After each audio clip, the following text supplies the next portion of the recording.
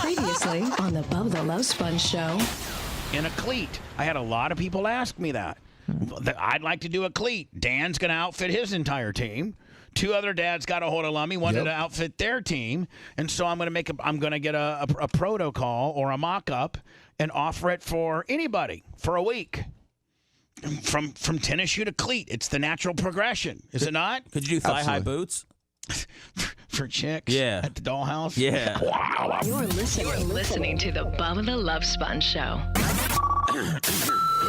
Broadcast rights for the Bubba the Love Sponge show have been granted to this station by the Bubba Radio Network and is intended solely for the enjoyment of our listening audience. Any rebroadcast, retransmission, or other use of this production without the express written consent of the Bubba Radio Network is prohibited. Man. Dan, you're a little heavy on the aftershave, my friend. Is anybody else can smell Dan? As prevalent as I can smell Dan? Lummy, you're sitting right beside him. Yeah, I can smell him. He smells good. A little strong, but he has a neck problem, so he... What do you mean he's got a neck problem? I got a stuffed neck. Well, okay. So he may not have been able to spray it correctly. Oh. Yeah, my dexterity. Apparently it's affecting his smiling as well. Yeah, it hurts to do anything. Now, wait a second. What happened? By the way, welcome. It's the Bubba the Love Sponge show. Today's my mom's. We celebrated it yesterday, but today is officially my mom's birthday. Happy birthday to JD Cakes. Happy birthday. And March 11th, 2024. Hi, Monday. And this daylight savings times can suck my D. I know. I mean, it's great when we're in it, but the transition sucks. Or let's just keep stay it on one time. Let's just keep it right here. We voted to do that. We'll get it. We'll get it all. Well, our body clocks will eventually, whatever. And but of course we'll be later this fall, falling back an hour, and then springing ahead an hour. Oh my God! That 1 hour killed me. Do you think it's getting worse with age? Well, the transitions. I think everything. I think everything is getting worse with age. Everything? Well, I mean, I can't think of a lot of things that get better with age. I mean, think about it. But I mean, maybe your Usually job, happiness gets maybe your job goes up with age. Maybe your job, maybe your position, and maybe your financial situation will get better with age. Those are big things. But I mean, getting easier to your internal clock to be able to adjust an hour. I never think it gets easier with age. Things health or mental related tend to get worse with age, I would think. Yeah, it's disruptive, and older people don't like disruption. I hate disruption. They like routine. Oh my God, it threw me off everything because I'm so routine based. It just, it threw me off. Anyway, that being said, I spent all week. I'm literally exhausted. I'm literally mentally and physically exhausted, where I almost had an anxiety attack last night. Oh no! I know you're tired because you were too tired to even say hello this morning. Oh, hello. Hello.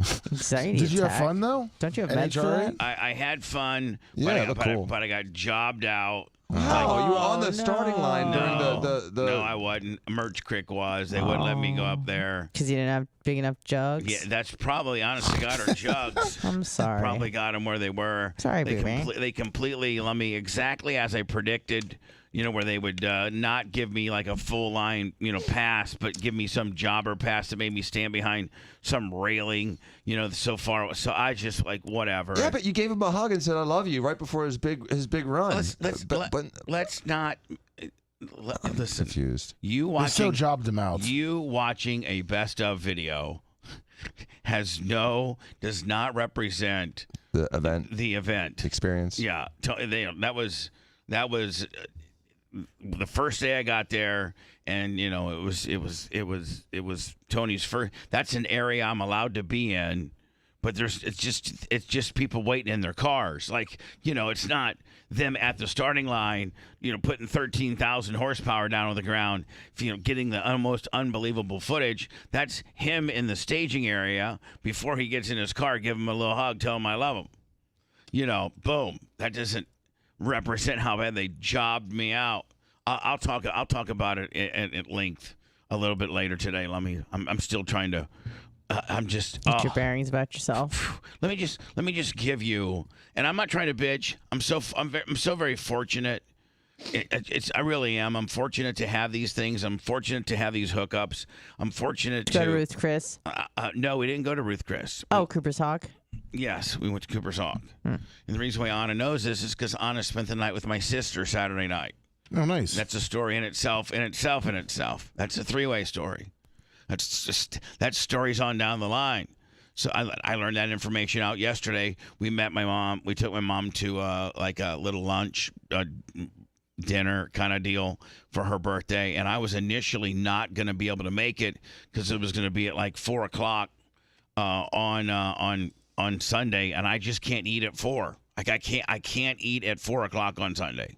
I just can't because let me just completely throws off your whole entire week. Even the 2:00 eating kind of threw me off because when you eat at a restaurant at 2, if your reservations are at 2:00.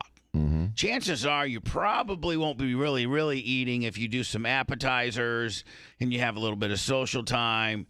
And we don't drink, but we love to just take our time. Like we're not the kind of people that they come and take your drink order, and maybe we'll put our appetizer in then, and then we like to kind of schmooze. Yeah, like schmoozers. Now there's sometimes when I go to Longhorn with Merch Cricket too, when the waiter comes up, I'll be like, hey, I want 4 glasses of water, a Diet Coke, the Texas Tunyon, and the 12-ounce chicken parm with a baked potato. And no sour cream or chives. You get that in like at 2:01? No, yeah, but like you get the whole order in right as you sit down. The minute they come and take my drink order, I'll just throw it all in. Boom. And then other times when you're with people, when you're with friends, and certainly your mother is celebrating. You're at a brunch. She's celebrating her birthday. 2:00 is when we got seated, but we probably didn't start really. I probably didn't get my. I got fish and chips, just fried fish and chips with some Betty, what they call Betty potatoes or something, which are like these little stringy au gratin, which are probably really good. Yeah, it was really good. God, it seemed kind of expensive. I offered to pay for half. Tara wouldn't let me. Did you really mean it? Did you even bring your wallet? I will. Fake money. Did you just do the dance? I got it. No. I brought some. I gave my mom cash. Oh. And I brought an additional $250, thinking the bill might be like $5. So I brought $250 cash. Nice.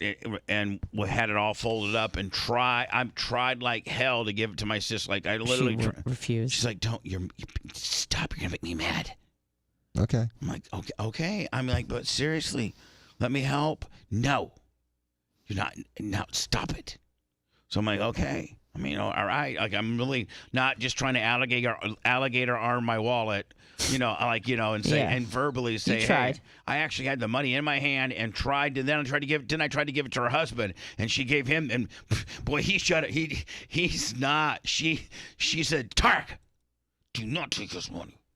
He locks tap Betty, but he knows who runs the show. He knows who He's runs the the boss show. bitches, yeah. I mean, you've seen their dynamic. You know who runs the show. Oh yeah. I mean, so listen to this weekend. And again, I'm not. But we have to get into Dan's neck deal. We got to get into Anna's brunch. I guess she is on a 2-day brunch bender. She should be the most tore up. She got drunk Saturday night and probably got drunk yesterday. I didn't drink yesterday. You didn't drink yesterday because of Saturday night. Correct. So was it a dry? It was a dry brunch yesterday For me. Yeah. Yeah. Because Saturday was so wet. It was I almost drowned it in the pool brunch Saturday. She tell you I passed out on the carpet. Oh yeah, I know. I got it all. I might tell my side of the story and let you fill in the blank pieces. I'll The fill parts in that you where can't. Philly needs it. Maybe I'll try to tell the story as factually as I can, having heard it, and then you can, either stop me and say no, or yeah, yeah. Okay, all right. That sounded. So I'll backfill it. So this is why I'm literally if you're watching us, I have my eyes closed. I mean, listen, I'm literally exhausted. Where I can do radio. Listen, I used to, before radio was a visual thing, I'd close my eyes a lot and just talk. I mean, think about it. People aren't watching you. Now, granted, a lot of people are watching me now, but does it really make you want? Does it matter that I have my eyes closed? No. And Bubba, so many people don't understand what it's like chronically to be sleep deprived and then have to like function half asleep. And closing your eyes feels better. Oh, it does feel so much better. And I'm usually not start talking gibberish. And I'm usually not sleep deprived. I'm just physically drained. Where I need a couple days of where I don't do anything but just do the show. Maybe go back to my apartment and take some pills and go to bed. Oh, the dream. So here's what I did. From Friday till right now, in conjunction with losing an hour. Yeah. Effing hour. Screw you, hour, bitch. I need you. I was like, even this morning, Lummy, I got to the studio and I was like, I'm going to get here early today. So I got a bunch of stuff to do. But really, what I thought was 4:11 was 5:11. Oh, jeez. I was like, damn it. It's 5:11, and then that automatically puts me so much behind because I like to have all my stories, all the prep that Seth and Anna and sometimes Lummy, you sent me some prep with the USF game. Yeah. And the Lightning winning 7-0. Boy, the Lightning took that Cooper speech to heart, did they not? They sure did. They're like, damn, we let Coach. They threw in 7-0. It's Wow. like pimps. Killed Philly. And I guess. John Tortorella, our old coach. Yeah. Did we win the Stanley Cup with Tortorella? Sure did. We did. First one. Yeah. So, He's been coaching a while. Rhett, I've never seen a guy that won a franchise's first Stanley Cup be hated so much by the franchise. You know what I'm saying? Think about. No, man, they hate.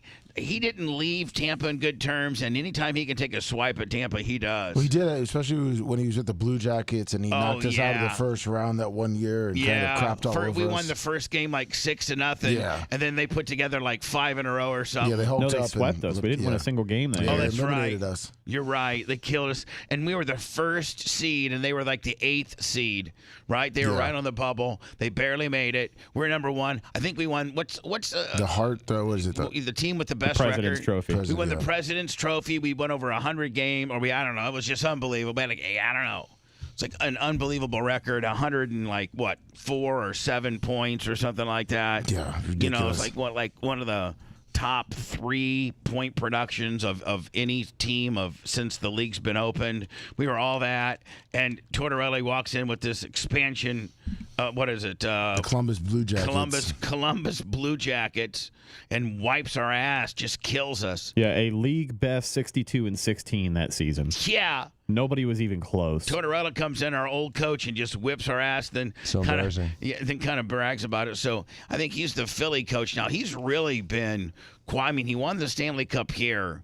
That's probably the biggest thing on his resume as to why teams hire him. But he has been with the Rangers, with Columbus. Was he with Calgary? I mean, he's been around since he left the Lightning. Where's Tortorella been? Well, yeah, you said New York. I know what I the said. The Rangers, what I was the hoping Canucks, is for and the Blue Jackets. All right, so hold on. The first one was the Blue Jackets, right? The Rangers. Then the Rangers. And then the Canucks. Then the Canucks. Where are the Canucks from? Vancouver. And now he's with Philly. Yes.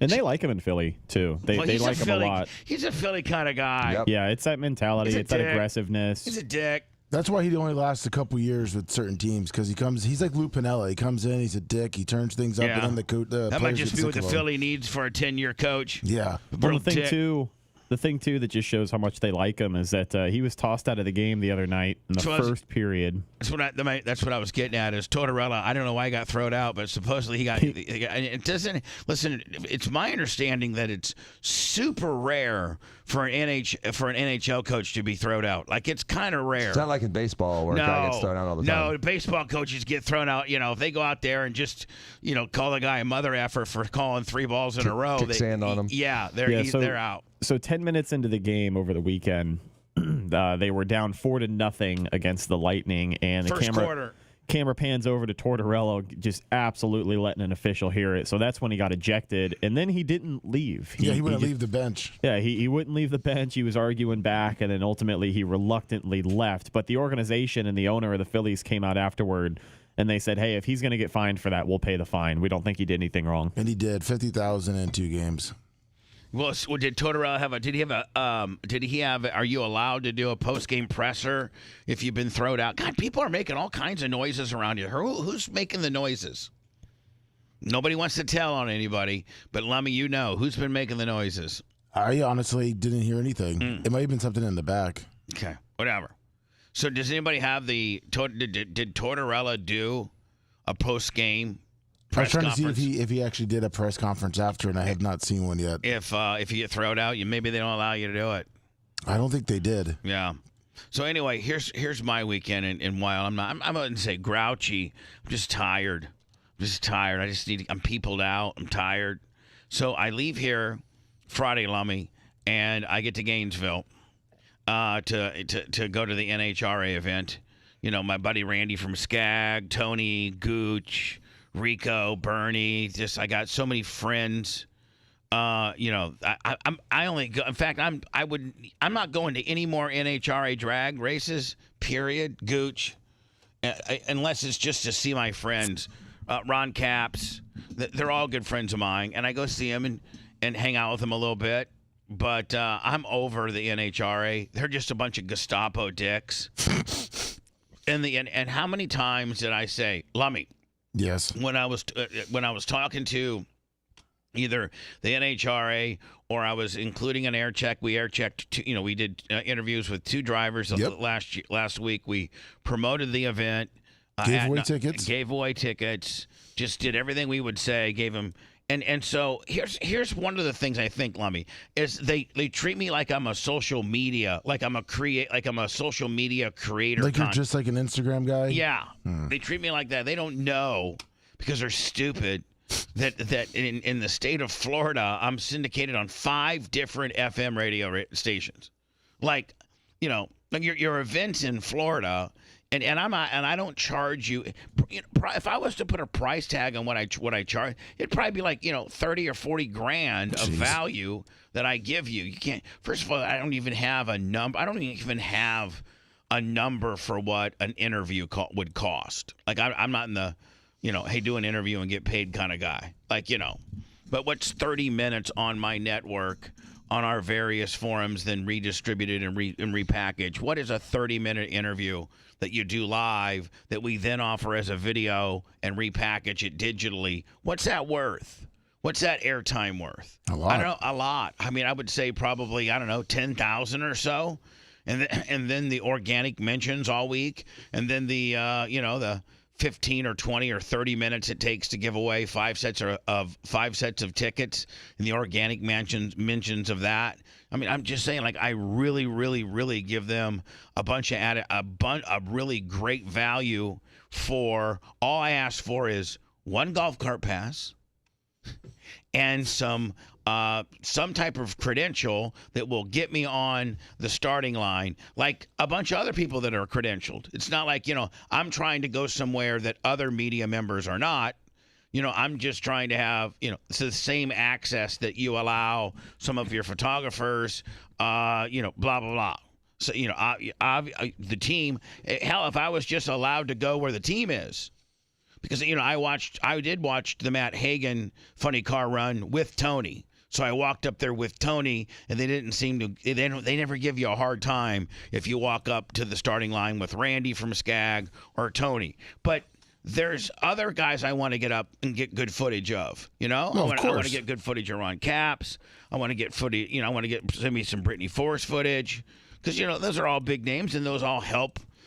We're trying to. Here's what I understand is NHRA wants to put such limitations on my access, but all I'm doing is promoting your brand. Like, it's not like I'm, getting a free, I got a suite and it's catered, and like Dan, I'm trying to think of, I'm not asking for anything. I'm not asking for anything other than a golf cart pass, which so I don't have to walk, and access to areas that you allow other media access to, so that I can record content of your product, right, and redistribute it and hashtag you and include you on all footage. I mean, one of my videos that I did before they started being a dick to me, I had some pretty good access for Tony's very first run. This was Tony's very first run in a top alcohol dragster. I'm sorry, in a top nitrous dragster. His very first. He won, by the way. And this was Friday, and it was the very first time that Tony actually, drove a nitrous dragster at an NHRA sanctioned event, and that got it's doing well. I think it's read almost 40,000 views. Yeah, look at it now. Have you ever been around like a 50 caliber being fired? Yes. And how disruptive it is? Yes. Is it like that? No. Where it makes that 50. I'm going to be totally honest with you. It makes that 50 caliber gun look like a squirt gun. Really? Because it looked the video looked disruptive. Squirt gun. Wow. They say that. I think Matt Hagan may have said it on his interview, and I didn't quite get the number, but they say around the car and the starting line, it's like a 4.5 or a 5 size earthquake. Yeah. On the Richter scale? Yeah, on the Richter scale. It looked that disruptive. So now, not only is it loud, and you're putting 13,000 horsepower down to the ground, and it's just so violent, you can't even wrap your head around it. But supposedly it creates, people in the general proximity, which is where I usually shoot from, or Merch Creek does, is it creates a 4.5 or a 5 earthquake supposedly. So anyway. They all weekend they tell me you can be here. Oh no, you have to go there. So they were just impossible all weekend. Finally, on Saturday night, they had pissed Merch Crick off so much because I make the Merch Crick. She's far more nimble than me, and she can get down and everything. And she's just and secondly, man, I made her wear a tank top with no bra, and that kind of helps. That help. It does. It really is. It really just because most security guards are what? Dudes. Men. Old men. With eyeballs. Yeah, and so she walks up there with no bra and a tank top, and they were like, I'm sure they were allowing her to be in areas she wasn't supposed to be in. So she's only 5 foot. So they got her stacked back four crew members deep on. I think it was the Skag dragster guy. Austin. What was the guy's name? I forget the guy's name. He did really well. Austin. The hell is Justin Ashley. Yeah, Justin Ashley. Who, by the way, in the first round Sunday on the Eliminators, went against Tony and beat Tony. Oh. So anyway, I think it's his dragster that Merch Crick's trying to get some really good footage of so that we can super serve, our buddy Randy from Skag. And our new friend we just meet, Justin Ashley, who I spent some time with, and he was super cool. So we're there to get his car. Plus, I'm a huge Skag supporter. You know that. Of course. I'm a Skag ambassador. Yep. And so the NHRA guy, the guy that I deal with, Josh. Yeah. This is the guy that made the decision. Like, this wasn't a security guard or nothing. This was Josh. And he walks up to Erica and goes, no selfie sticks. So, like, what do you mean no selfie? What do you mean no selfie sticks? No, you can't have your selfie stick up in the air over people's heads to get the footage. And she's like, I'm 5 foot. Where you have me sitting, I can't get any footage except people's butts. If I don't have a selfie stick to get over their head, right. I don't have the ability to get any footage. And he's like, nope, no. So that's when we left. Jeez. Just like I've had it. Discrimination. I'm not going back. I'm not. Usually I go to in Indianapolis. I go to the U.S. Nationals. I do 2 a year, the Gator Nationals and the U.S. Nationals, and then with the U.S. Nationals, we promote it just as heavily as we do here, the Gator Nationals. We have a couple drivers on. Yep. We give some tickets away. I have some unbelievable footage. I posted up on our Facebook and our YouTube and our Twitter and our X and our Bubba Army HQ, and it's just whatever, our multiple forms of our platforms. We talk about it ad nauseum on our nationally syndicated radio show, but I ain't doing it this year because you're all a bunch of dicks. Can I ask you a question? Y'all all a bunch of dicks. I mean, to be NHRA. honest, our video, I believe, from Gator Nationals is the #1 under their hashtag Gator Nationals. Yeah, you know what? That's great statistics to know because I'm going to include that. The one video. Include that in what? When I send this air check or my email to Glenn Cromwell the president of NHRA, with Josh Hackett, my PR guy, and Randy from Skag, this air check, or another air check where I talk about just how bad they treated me, then I would like to say, and by the way, just to let you know, the little bit of footage that you allowed us to get the correct way is currently your #1 trending video with your hashtag Gator Nationals. So there you go. It's like I'm sitting here bitching, saying, I can't. When you allow me access, we produce great content for ourselves and, more importantly, your brand, because we're the #1 hashtag on your brand right now. Now, see, Dan, I can't even believe that. Like the NFL would, like if they had a nationally syndicated radio guy and a guy that does huge on digitally, and he went to an NFL game and they allowed him some sideline access, which with other reporters, he shot some videos and put it up on his forum, and it was the #1 trending hashtag in the NFL. You don't think that they would be like, hey buddy, man, any game you can make, we'd love to have you. We'd love to have you. Yeah, because they're a real sanctioning body, and they appreciate. They either know what it represents or they appreciate it. They don't. The NHRA is the rudest. Can I ask you a question? Yeah. That big high-priced event where they gave a big purse. Yes, in Sarasota. The Pro Outlaw one was. That's not NHRA. No, that was organized. Listen, there's a story behind that. The NHRA treats people like crap. The NHRA only pays, the Top Fuel Nitro, a funny car, and the Top Fuel Dragster car $50,000. That's what you win. If whoever won the Gator Nationals yesterday, I didn't even watch it. The winner of those are the two big sexy division, the funny cars and the dragster Top Fuel. They win $50,000. Well, Randy from Skag, Tony Stewart, and some other very influential movers and shakers in the industry that are well funded and can raise corporate dollars decided to do kind of what they call, I forget what it was called, like the Pro Skag Outlaw. It was a drag meet, but it wasn't sanctioned by the NHRA. They self-sanctioned it. You know what I'm saying? Mm-hmm. And they gave away $250,000 for those two divisions, and treated people like they just didn't gouge the vendors. Do you know this? Listen to this. Now, Dan, you're gonna certainly be able to understand this because you and your family. So I hope the NHR is listening to this. You and your family own a luxury box at the end at Raymond James Stadium for the Tampa Bay Buccaneers. Correct? Correct. Okay. And one of the things that when you have a luxury box is you have to cater it. You just can't have a luxury box and say, nope, just gonna send my guests on down to the mezzanine level to buy their own food. No, in fact, I even think it might be part of the contract where you have to have X amount of dollars of catering. It's like having a party bus with no beer.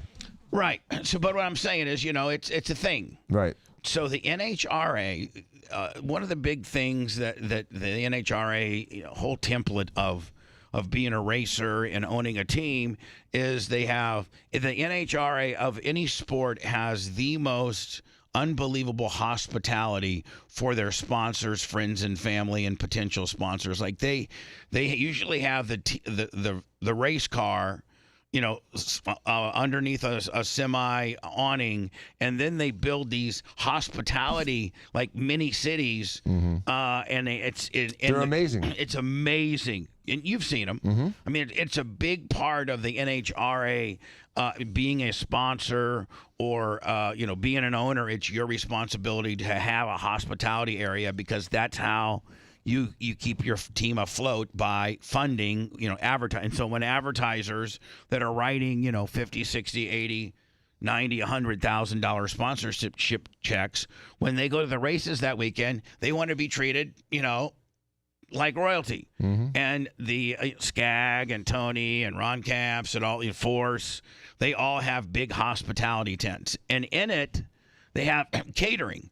And the catering ranges from like later on in the evening, they'll kind of have a little bit of a heavier meal, which is like maybe I think Randy had chicken breasts, green beans, scalloped potatoes, and then they had like that was one side, the heavier, and then all these kind of desserts. Ooh. And then the other table was hot dogs, chips, and lighter stuff over there, and like a little taco bar too. So you could choose, and that's available twice a day during a regular NHRA meet. Well, did you know that the NHRA makes you buy their catering from them?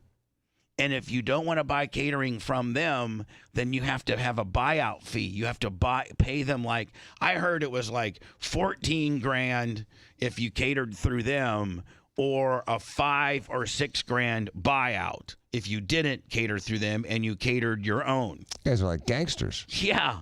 I mean, like, they just clip you every which way. So can you imagine if they came to you and said, hey, Dan, you're either going to have to buy our catering. Well, I guess the Bucks don't even give you an opportunity to bring, to bring in Tate's Pizza. I mean, to call I'd gladly pay an extra fee to get like those PDQ chicken sandwiches up there. Or they're superior to the crap that they serve. No, but the catering at the Bucks Stadium. I'll even do you better. You pay $1,500 and you call up Tom from Domino's and have the Domino's guy come in. Why not? Be way better than the food they make. So it's unbelievable how bad it is. Oh my God! Versus like you go to a Lightning game, but and you feel like a king. Hold on, not how bad it is, but how expensive it is. Oh yeah. Not only is it horrible, but it's expensive. $800 for like a microwaved Cuban. Yeah. It's ridiculous. So the NHRA has this buyout fee. They just nickel and dime the hell out of you. And here's the other shady thing about the NHRA that people should look into.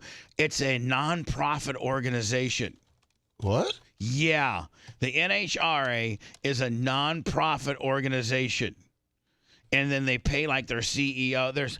I think there's 6 or 7 people that make over $500,000 in salary and things like that. So they don't have to pay taxes. They're a 501c3, and then they give distributions out to various foundations, I guess, with the $2 or $3 million they have left after they've paid their CEO and their president, $1 million with the $50,000 per diem. And it's just I can understand where you would treat people like me badly because you don't appreciate what I can do for your brand. And you don't need me. You don't need me one bit. But what you also don't need me to do is to trash your brand on the air every day. What I think I'm gonna. Dear. And ask people, don't go to NHRA. Don't. Support Skag. Go out and buy you a Skag mower. And do that. But don't go to the races. Don't go. They suck. They just treat you like crap. What I've learned from going to these different races is that each sanctioning body and the race series is like a traveling circus. Oh no, it is. Because they bring the drivers, they bring the owners, they bring the teams. Owning a track, I know how this works. It is. It's a sanctioning body as a traveling business. Right, exactly. It's a traveling carnival. Ringling Brothers and Barnum and Bailey. It's the same thing as it's the same thing as the traveling carnivals, but they're a traveling sports series. Right. And they come into town. And they take, it's a traveling circus. In Formula One, they have that race in Miami, and last year I went to one of the suites, and the waitresses travel. The waitresses in the suites and in the nice sections travel with the organization. That way they know they got the right lady. Well, not only that, but they know consistency and they know what they got. Mm-hmm. Meanwhile, if you hire Rhonda, with the pushed up jugs and a waiter at Hooters, that's it, because she's a local girl. Well, just think about Philadelphia. So say they had a race in Philadelphia, and they, instead of having to bring their unbelievably polished, beautiful, just accommodating, delicious waitresses, they got to use the ones from Aramark, which are all like city. What's the word I'm looking for here? City grade. No, it was union people. So yeah, city grade, union grade, which is the bottom of the barrel sometimes, and you don't know what you're getting. And the alternative would be just a disaster for Formula One. But they want to make sure that the people that are paying the money, that the sponsors that are keeping that thing alive, that the advertisers, that the media, that everybody is happy. NHRA does not, they give you a slab of pizza. They get, see that number, see spot number 9? There you are. Now you owe us $3,500 to rent that spot. They charge you to pull your rig up and be there for the weekend. They charge you to put your hospitality suite on that bit of ground. They charge the vendors that are, supporting their series. And that's why my buddy Rico from Fatheads got out of it. He had a big Fatheads trailer and he was doing some merchandise for several drivers, but they were charging him $2,000-$3,000 a weekend just to set up your vending trailer. Jeez. To promote your sport. It's crazy. So guess what? See you later, NHRA. I ain't doing nothing for you. I'm gonna support Randy. I'm gonna support his drivers. I'm gonna support Tony. I'll obviously talk about when they do great things. I talk about Skagum almost every day, but I ain't going. Screw you. And let me. I hope our video continues to do really well. To do really well, because as a matter of fact, Lummy, I need all of the Bubba Army to go to our YouTube video. To our YouTube channel, I should say, and then look for, it's like one of the top new videos. It's Tony's, it says, I think, like something like NHRA, Tony's first run or something like that. And let me see, I have it right here. Well, Tony Stewart's first pass in top fuel car, NHRA Gator Nationals 2024 is the title.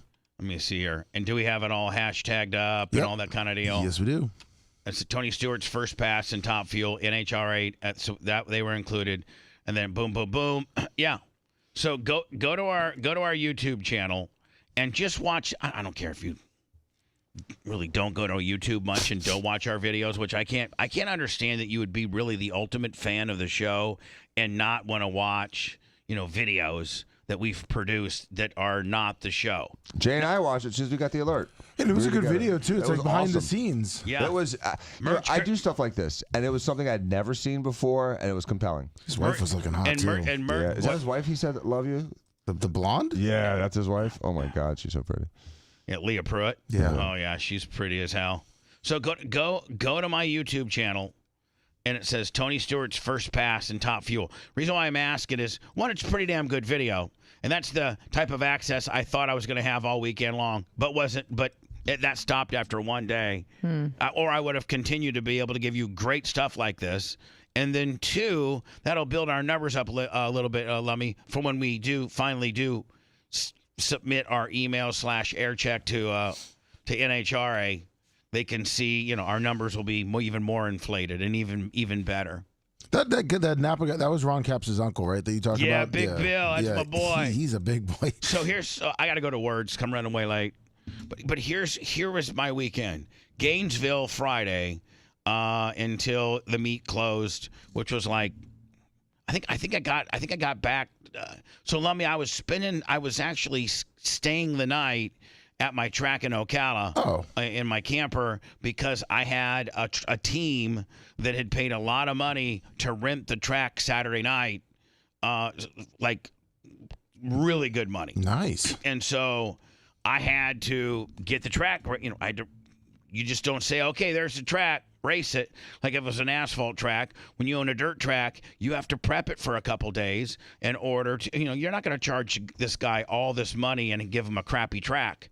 You have to give him a race quality type track. So I go to Gainesville, then I drive back at like 9:30 at night on Friday to Ocala, get up at the first bit of light, 7 o'clock on Saturday, grade, water, sheep's foot, the track until noon, leave Ocala at noon, takes about an hour and 20 minutes, hour and 15 minutes with traffic, go back to Gainesville on Saturday, spend all Saturday afternoon, finally get thrown out about 4 o'clock.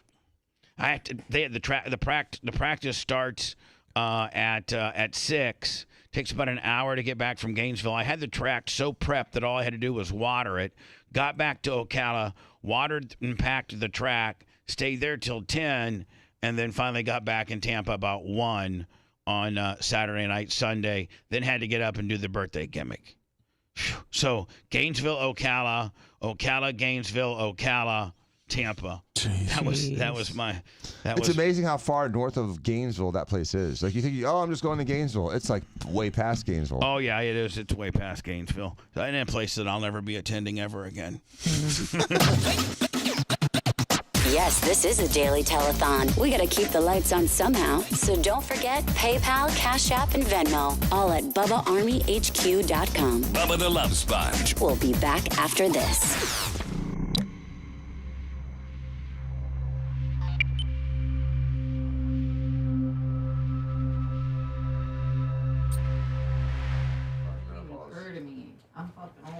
Hey, Bubba, can you crank it down like maybe a degree or two? Our eggs are dying and creating heat. Can I what? I guess I'm going through menopause. Dan said I'm just a little hot. Oh, you want cool down? Yeah, just like 1 degree or two. Thank you so much. Appreciate you. Yeah, breaks. Huh? Here comes fruit. I feel way they're no good.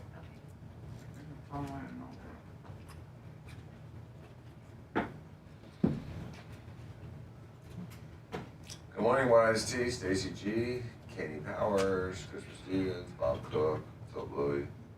Bobby. Bob Bob was a Cook horse has been here lawyer. every fucking day for like 3 weeks. See him every day. Working his ass off. Mm. RB, good morning. Katie Powers.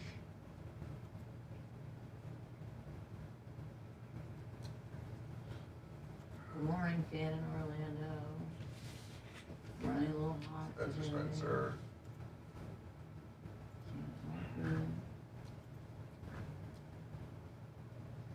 Rudy.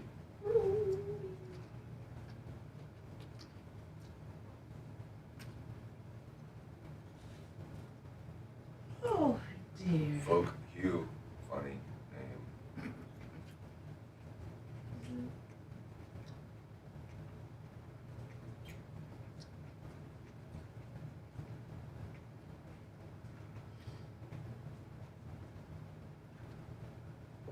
Crazy Legs, I have no idea.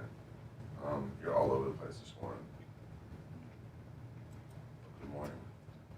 Thuggish Ruggish Nerd, Caviar Tacos, fan in Orlando, Nick, good morning. Oh, thanks. DJ Click. Thank Lonnie you. Kerr, Cooper Lips, Big Red, good morning for listening. Oh, that's so much better. Thank you for yesterday. Mike, Alex, Big.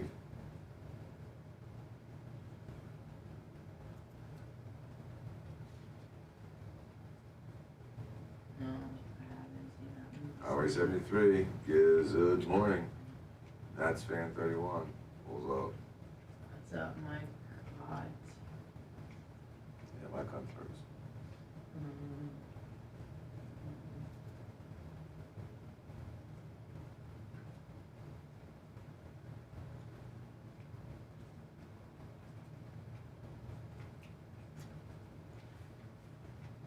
Fan Orlando.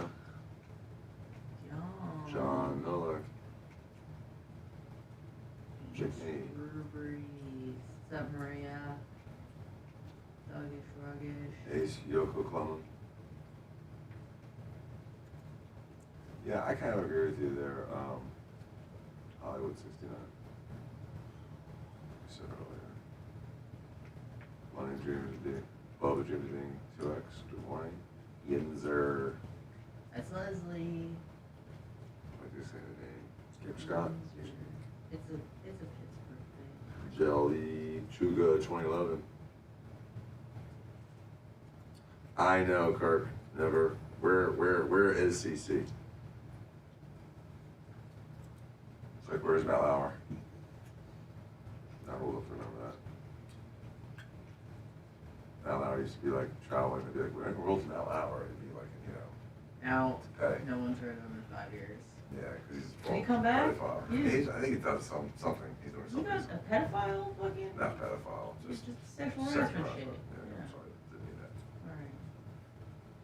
Oh, crazy allegations.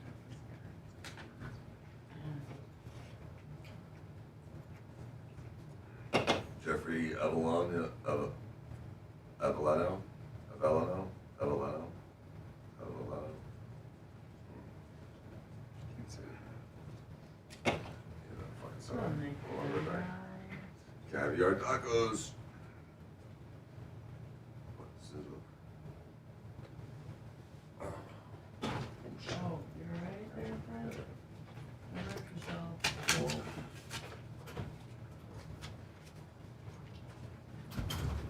What's up, everybody? Bubba's eating food, getting that fiber.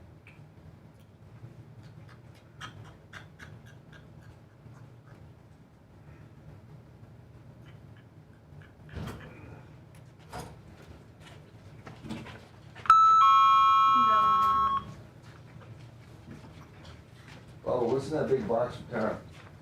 What? What's in that big box from Tara? I don't know. Huh? Something she got me from Oh, that's right. FTE Greg, $100 cash up. John Miller. Hey, good, Greg. They are.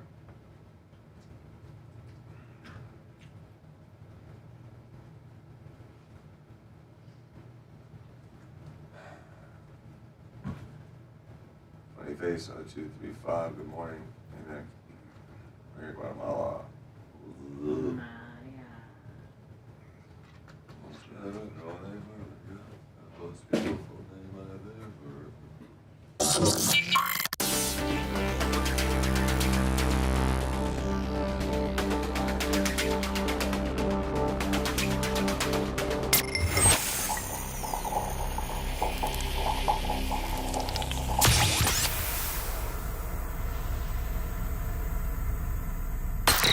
You're listening to the Bubba the Love Sponge Show. Were you sleeping in and missed the first hour of the show?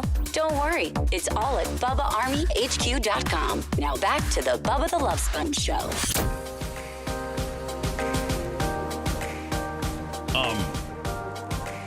Orlando, how you doing? 103.1. Florida Man Radio completed our first week.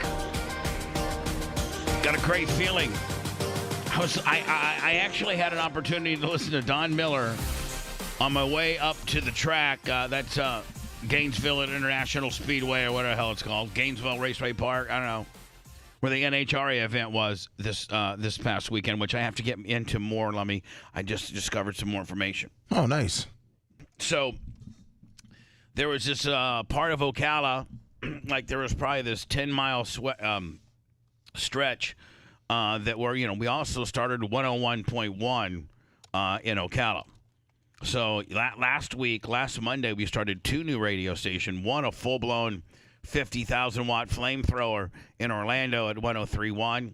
And then the 101.1 in Ocala is a little bit lesser. I don't think it's a big. It's 50,000. It's a limited signal, but still another affiliate, another way for people to stumble upon us. And I'm trying to find 101 as I'm going through Orlando, and I finally get a chance to listen to about 30 minutes of this Don Miller character that we got on for middays here on Florida Man Radio. And I got to tell you, man, I love this dude. This guy's got some good-ass swagger, and he is an African-American gentleman who's a very, very hardcore conservative with a female co-host, which I remember, if I can remember right, Lummy, is very attractive. Yes. That we met at the Bubba was on mushrooms and hallucinating fest. Was that really tall, really pretty black girl? Yes. Yeah, she's amazing. Very beautiful. Yeah. I was crying in the car at that point. I happen to have the privy. I mean, most of you listeners probably have not met her or seen her, so you listen to her, and she sounds great. She's great on the air. But to see her is to even make... It's dramatic. I mean, she's dramatic. She's hot. And she's good on the air. And then they got this older African-American gentleman, it seems like. I didn't quite, I couldn't... I was paying attention a little bit, mostly to Don and to the woman. And it seems like the older gentleman doesn't chime in as much, but he's that old wiser guy that chimes in. But Don Miller... was saying things that I think all of us wish we could say, but we can't. We can't. Here's what I can say. If most African Americans took a questionnaire and answered the questionnaire the way they truly and their community truly feels, and then they lined it up of whether or not they were more liberal or more conservative to today's standards, I bet most African Americans today would be more conservative than liberal. It would surprise them that they actually should be voting Republican because the Republican platform is probably more conducive to their prosperity. The worst thing, and I guess maybe African Americans have been lumped in inappropriately or wrongfully been lumped into just automatically being you assume an African American is a Democrat. Right. They've been grouped together as a monolithic group, which is something that people don't like to be grouped together in, but they've been treated as a unit. Right. And it's not, and I got to think that if you're truly intellectually honest, and African Americans are not just grouped in to be Democrat just by pure race, and African Americans can form their own opinions and live their own lives and see what's going on around their house or their community or their state or our country.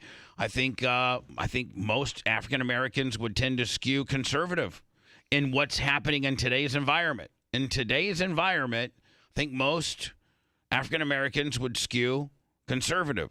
Well, Don Miller is very conservative, and I was listening to him light up this. Is it Danny, the African American prosecuting attorney from Atlanta? Fannie. Fannie.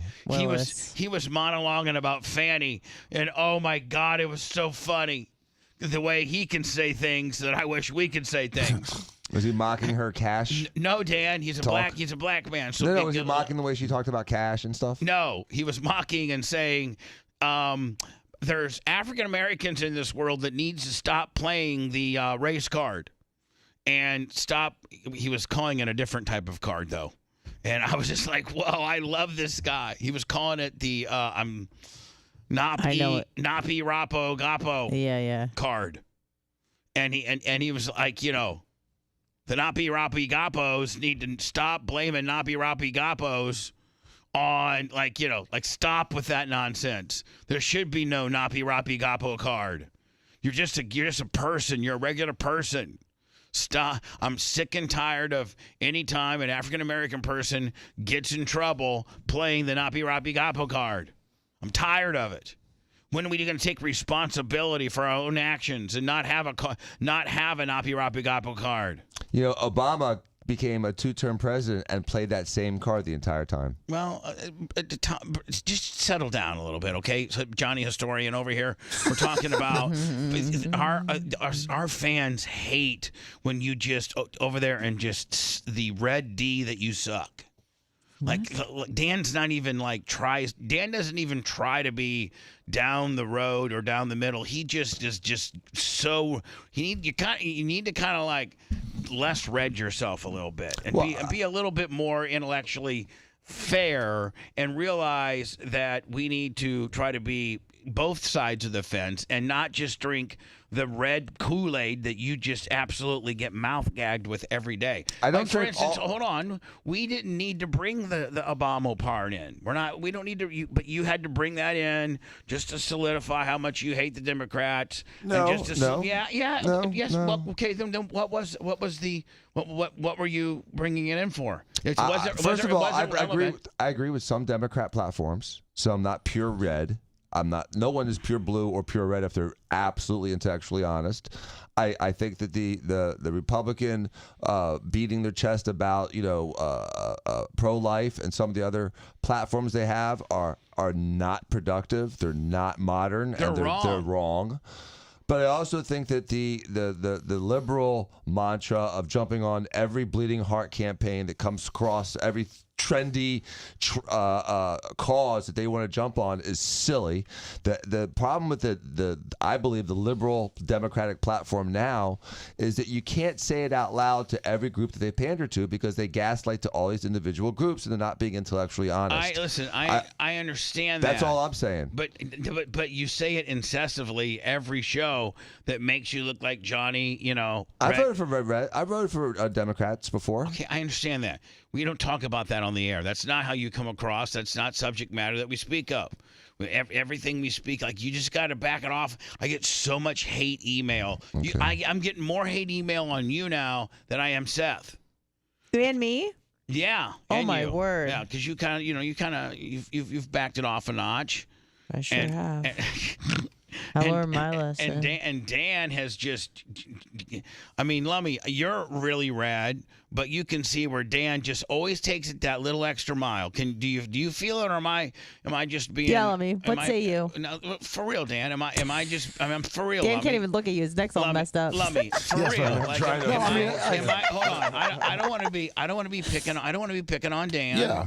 I don't want to be. But I know the feedback that what was that? That was me. I'm sorry. He's slamming things down. He's so upset. I'm so upset. What did you drop? We're in radio. How hard is it not to drop something? All I did was move my mouse, and my mouse was too loud. I'm sorry. I have 2 mouses. Yeah, well, I do too. Mice. I do too. I know. Okay. So I want you to be like, you get some of the emails and feedback that I Yes. get, and I don't know if you read I get, the Facebook messenger and the show, stuff like that. And would you not say that lately it's been a little bit more brisk in the fact of not being happy with Dan and that he's Johnny Red rah-rah so much? The emails and the Facebook are 100% against Dr. Dan being red and how he's a douchebag. Chat, on the other hand, in both YouTube and Rumble, are pro Dr. Dan. So you have that. But with Dr. Dan, I think when he takes that red card and runs with it, a lot of the I guess you could say blue liberals also feel that Dr. Dan is such a douchebag that it makes it even 10 times more douchery. Right, makes it that much more red. Yes. When you're a douche about it. Yep, you're driving a Ferrari and you're just being a douche. Yeah. So Dan, if you could just take, listen. Okay. That was such a bitch. Okay, that was such when you ask your girl if everything's okay and she says she's fine. That was such a moment, was it not, Lummy, just now? Okay. Yeah, and he can't look at me too, and I feel like he wants to give me that eye. He does. Yeah, but he can't really turn though. I'm gonna throw something at you later. What happened to your neck? I think it was my shoulder. Were you at a Trump rally? You had a girl on top of your shoulders? Yeah, I tried to look left and it hurt me. What's wrong with your neck? Physically, I can't look left right now. I can't turn my head to the left. I can only go right. So apparently, it's just along with my mentality. But I think it was my shoulder. Event? Was there an event? No, yeah, my shoulder. Last week, my shoulder was so jacked up, and I was just kind of holding it weird and not sleeping correctly, and I gave myself a spasm and then a muscle lump in my neck. So you're saying by holding your shoulder differently all week last week, you may have fatigued, a muscle or a tendon in that area because it's not used to that particular, holding motion. Exactly. Well, I broke my right fibula once, and I pulled the left side of my back about 3 weeks later because I had been limping so much and catering to that side. And so sometimes, an injury will lead to a different injury on the other side of your body because you're trying to balance and compensate. Yeah. So yeah, I'll be all right. My shoulder feels 1,000 times better. Good. Did you like to do some stem cell or some the PRP a week and a half ago? Dead baby flash or whatever. Yeah, exactly. Like, sacrifice a bunch of No, I'm asking like children. what do they do when they do a PRP or it's your a blood. steroid? Or they take your blood. They take about 15 cc's of your blood of your own blood, meaning your own blood, right? And then they spin it down and they separate the platelet-rich plasma, which is filled with healing products, including your platelets, the stem cells, and some of the growth factors. Right. And it's designed to cool off and help heal a chronically inflamed area. They inject it directly into where the problematic area is? Yeah, the first time they went right inside of the joint. The second time they did outside the joint. The inside the joint hurt more during the shot, but the outside the joint hurt more like 3 days later. I'm talking about like when they inject what's first of all, what size needle? 18? 20? No, they use like a 22. Oh, okay. That's not too bad. That's not too bad. Because they need to get right to a precise area. All right, so these are talking what, like maybe a 2-inch 22? Yeah. And then they go in, and do they know about where they need to be, or once they get in, they kind of digging around a little bit? No, they do it with ultrasound. So they see exactly where the tip of the needle is. They know exactly where it's going and where they're putting it. They watch it go in. Now, is it more like a syringe deal, or is it more like a fixed needle and then they hook like an IV bag up to it? Or No. It's a syringe and a fixed needle, so he can steer. Okay, so a fixed needle and a syringe. The syringe is preloaded. Now, does he shoot just one area with 15 cc's, or does he go multiple areas? Interesting question. And so it depends. The first time he did inside the joint and a couple of the tendons posteriorly, and they cooled off. This time he did the tendons in the front and the top. But you only have so much, and you can't do it all at the same time, apparently. I'm thinking that maybe the standard Obamacare insurance plan probably doesn't cover this. This is like a real rich guy kind of deal. I don't know if it's a real rich guy kind of deal, but my insurance did not cover it, and so I had to pay out of pocket. This is like $750 a shot. Oh, hold on. I thought it was like $7,000. No, God, no. I'd cut this bitch off. All right, so I was thinking that last week, man. I'd be like happy to just rip my shoulder off. It hurts so much. I understood why Wolverines will cut, chew their arms off. The only time I've ever wanted to rip anything out of my body was I had a toothache one time that hurt so bad, and I was just like I couldn't get in. So when you had like somewhat recently, last couple of years. Yeah. And I really, if I would have had a really an efficient set of pliers that I know I could really get up on, like, cause Doc. Dan, the tooth pullers that they use in the dentist office, they're very specifically made for the tooth to fit right in the they're designed to grab a tooth, right? And they have different ones for different teeth, right. Like they got different ones they use for your fronts compared to the big back molars. They just don't use like a pair. Like I don't even know that a pair of pliers could really. You might just break the tooth and just crack it, right? Because their little forceps based thing it's made to kind of go up above the tooth into the gum and kind of bring it down. That get on top of the tooth where it's the strongest and pull down, right? Mm-hmm. And so the now when you were a doctor, surgical instruments have round things to them, and there's nothing round about pliers. When you were a doctor, being a total doctor, teeth are inclusive. Did you have to learn a little bit about teeth? Oh yeah, I pull teeth all the time. No, I did. When I did face call and you do trauma and you have someone that comes in with a mandible or maxillary fracture, and the mandible is like the lower jaw and the maxilla is like where your upper teeth are. A lot of times you'd have to put arch bars on them and plate the jaw. But while you're doing that, you end up pulling out all the teeth that are either in the way or rotten. So I've pulled tons of teeth over the years. I don't like it. You could be a DDS. Can we throw a DDS on you? I mean, you're saying don't besmirch the great medical license that I have by throwing a DDS on me, kid. Is that what you're saying? Hey, that'd be like Colonel Private Jones.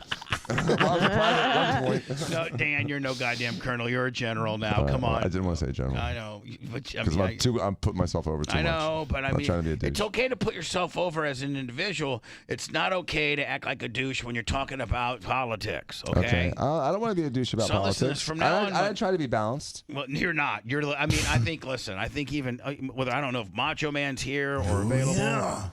Or Rhett's here available. I'm just still in a funk, ladies and gentlemen. But I think all of us would agree, and everybody's microphone is on, that Dan is Johnny Red Guy. Is he not? Out of all of us, Johnny Red Guy.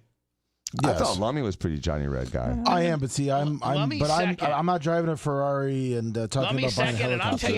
Hold on, Lummy's second, and I'll tell you close to Jay. Of course, Jay's in there if we were to rate him, but we're not going to because he's not full time. So it's Dan, Lummy, but then let me tell you who's given even Lummy a run. Macho Man. Oh yeah, Macho Man's as red could be. He might even be redder than Dan. He just doesn't have as much mic opportunity.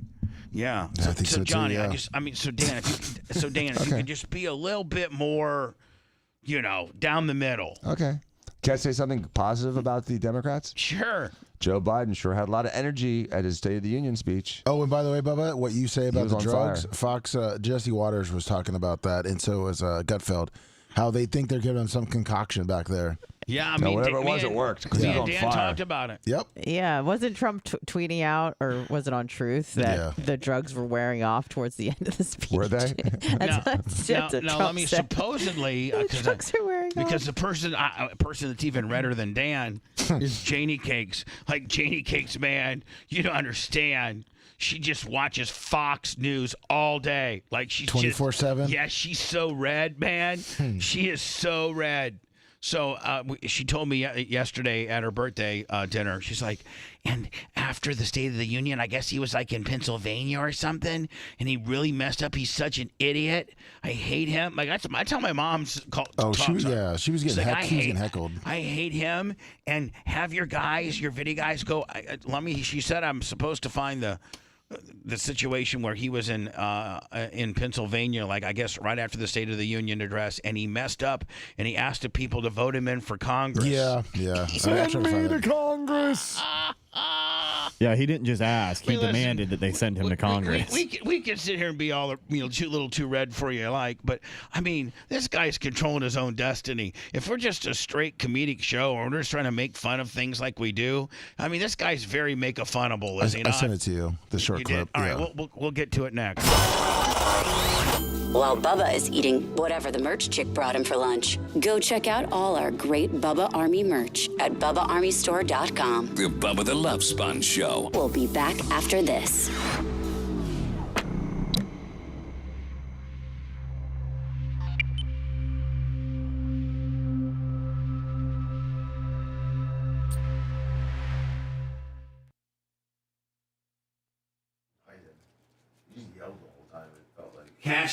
Bitcoin 71,000 right now. Yeah, it's been making a comeback. These last month and a half, it's gone up like 30,000. Don't make me sick to my stomach. But yelling makes your slurring worse, is what I realized. You said that to me, Lummy? Yes, sir. Noticeable. Did you sell yours at 35? Yeah, because I had IRS made me. They made you liquidate it? The IRS settlement that I'm agreeing to made me sell it. Made me sell it.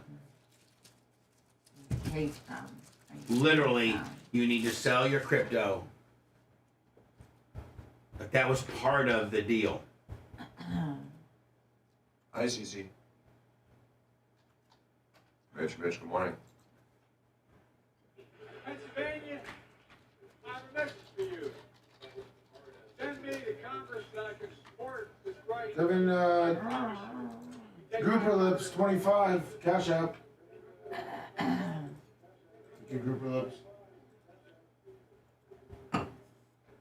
This bitch.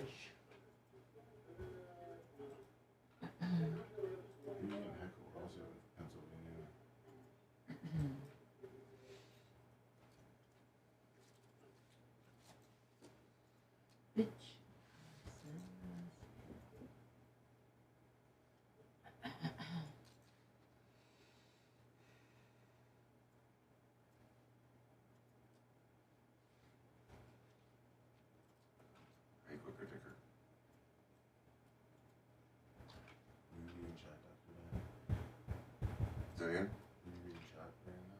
Yeah. Bitch chat. You saw that? All the support. Yes, I did. Except for one person. Were they blocked? So Stop me, Steve, 69 months. Call Bradford. He had some words. Pennsylvania, I have a message for you. Send me to Congress that I can support. Nah, he says but they're making it sound like two. I can support this right. I promise you, we take back Congress, we will restore Roe v. Wade as the law of the land. I have a message for you. Send me to Congress that I can support. Yeah, that's a little bit of a. He's saying, "Send me the Congress." Did you hear Candace Owens and Chris Cuomo? Yeah, send me the Congress. Like send me the Congress. Yeah. Meaning, give me the Congress. Listen, he's old as fuck, and I hate him. But I'm just saying. No, he does. You're right, Bubba. Yeah. And then he follows up with. And then he follows up with a double down, saying, "I need a Congress to get the bill through." Yeah. So this is JD. This is just JD Cakes being like Dr. Dan and hating him.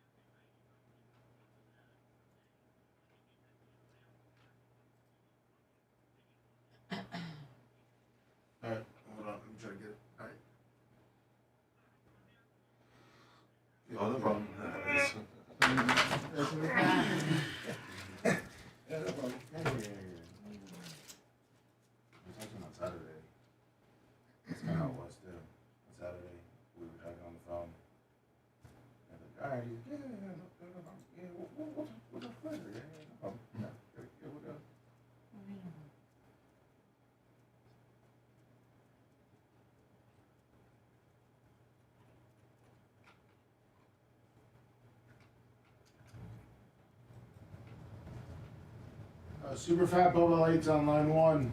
Sure is. He sent something in. Okay. I'll get to him. I'm going to start reading some more bad emails about me. Dan? I don't see them. So if I don't see them, I don't know the feedback. I see the feedback on chat. Dan? Yeah. We don't have you listed as getting these emails. Oh. Only me and Lummy and Micro and Tom. Like, it's just an executive thing. Well, I'm glad I don't have to see them like every one of them, but if there's a couple you want me to read just so that I can be aware of them. No, because you'll write them back and motherfuck them. Oh. Yeah, okay, whatever. Remember when you wiped your ass with one of Dan, you don't think I know you, bitch? That's the thing. That's why you are mad, because you know I'm one step ahead of you. And I know what you. So, and that doesn't happen with you very often. Or an employee can, or somebody you work with can tell you no, and then tell you the reason why no, and it's exactly what you would do. I understand. I said what I said. Dan, you would engage them. Is that the point? That would be good.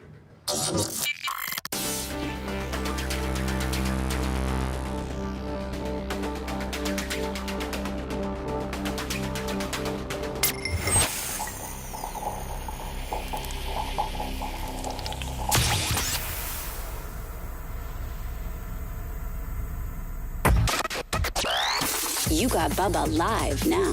If you go through withdrawals later, get your fix at BubbaArmyHQ.com. You're listening to the Bubba the Love Sponge Show. Now back to the BRN. Today's after show will be a podcast with me, Seth, Anna, Lummy, Rhett, Macho Man. It's the Monday exclusive podcast. Get it anywhere you get your podcasts. Spotify, iHeart, Google, iTunes, or Bubba Army HQ has it as well. Like you to go there if you like. Trying to get a mock-up of my Bubba Army high-top Trump-inspired cleats. When I finally get that artwork, which I should get by later today, I'll put it up.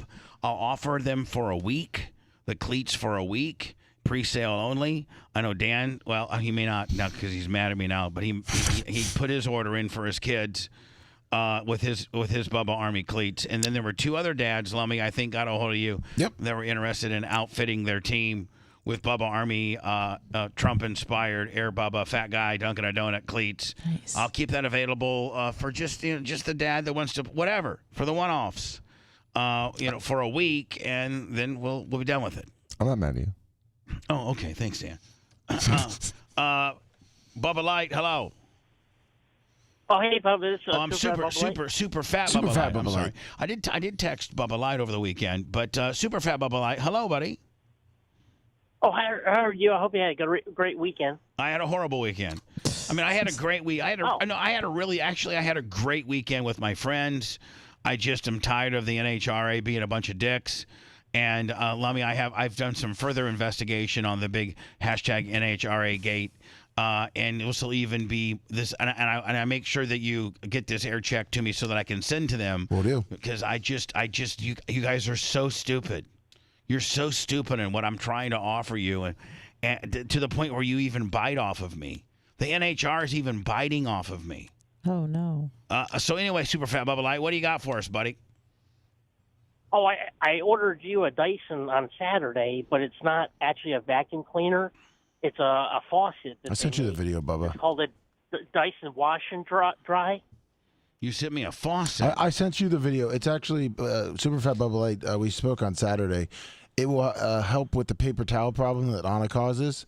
So Super Fat Bubba Light's going to save us some money. All right, hold on here. That's an interesting thing. Let's see. Is this what this is right yes. here, Lummy? Yeah. All right, why is it not... does it not have any sound?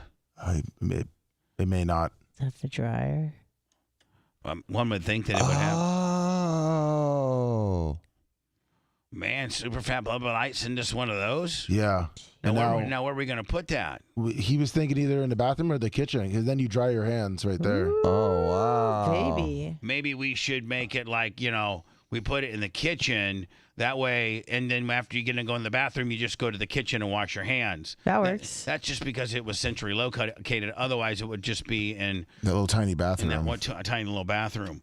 Well, thank you, Super Fat Bubba Lights. Thank you. Because let me tell you something. It is you'll save me, I don't know, $1,000 every couple months as much paper towel as Anna goes through. My God, she goes through the paper towel. Anna, would you not agree that you're the most aggressive paper toweler here? Yes. Like when I wash my hands, I sometimes don't even dry them with a paper towel. Oh, really? Yeah, I was like, I like to do you know how they do the cotton candy? I like to do like a 2 swirl off of the paper towels and dry. That much? Yeah. Jesus. I use a lot of paper towels. Maybe it's Dan. But I don't hear. Yeah, whatever. Well, you can't change your paper towel technique from one place to another. Sure, you can. No, you can't. Yeah, I've you heard and paper Anna towels running me out of paper towel at home. Jesus, because being the employer, I try to provide bottled water and paper towel and toilet paper and soap and things like that. But when you get Anna and Dan that run as loose as they do on paper towels, it gets a little expensive. It back.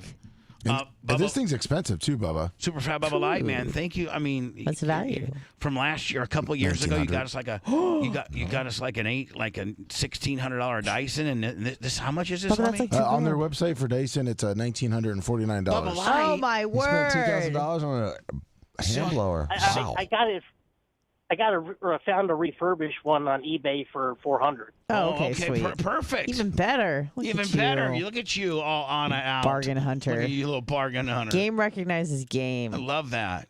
Thank you, Super Fat Bubba. I thank you so very much. That's so. Your other gift that you gave me a year or so ago, that Dyson, is absolutely my most favorite ever. I love that thing. Thank you so much. Oh, no problem. Have a good one. All right, buddy. Thank you, Super Fat Bubba. No problem. Thank you. See you, Bart, buddy. God bless. Hopefully this will save me. This will pay for itself in a month from Dan and Anna. Thank you. I mean, I don't. You would think that it would have some sound. Yeah, I know. It's kind of weird. Let me see. Let me make sure I have supersonic. Let me make sure I have other videos. Oh my God! There's your sound. So hold on. Yeah. So my sound's working. I needed to check a video. Now see. Dyson, how stupid can you get? You need sound. You need to hear the running water, and you need to hear the air blowing through the tubes.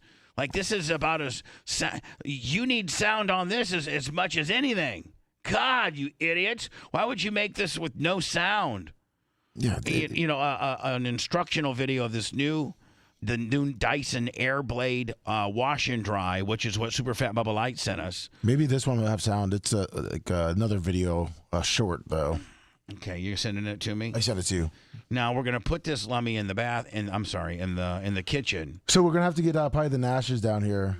He says we need a 220 for it. 220? Yeah. Damn. Why do you need a 220? Because fans blow a lot of electricity. Yeah, you're right. Okay, well if the Nashes need to whip up a 220, they can whip up a 220. Yeah.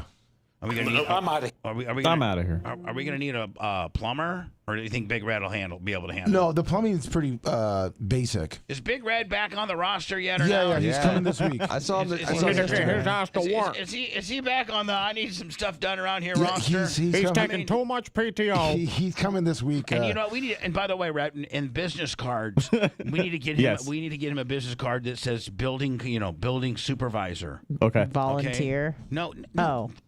Not putting that part in there. I'm sorry. You know we're in the make people feel better about themselves business, not tear them down, bitch. Colton also asked for some business cards. Okay. A brand ambassador? Yes. Okay, brand ambassador for him. I talked with them on Friday. I wanted to get with you sometime this week to talk about a design, and then we can send everything over. Here's the design. You want to hear it? Yep. I want one side to be the just the logo with the QR code. Yep. Black background, white logo. Sure. However, yes. Okay. And then the other one be all black, but then maybe it might be more expensive.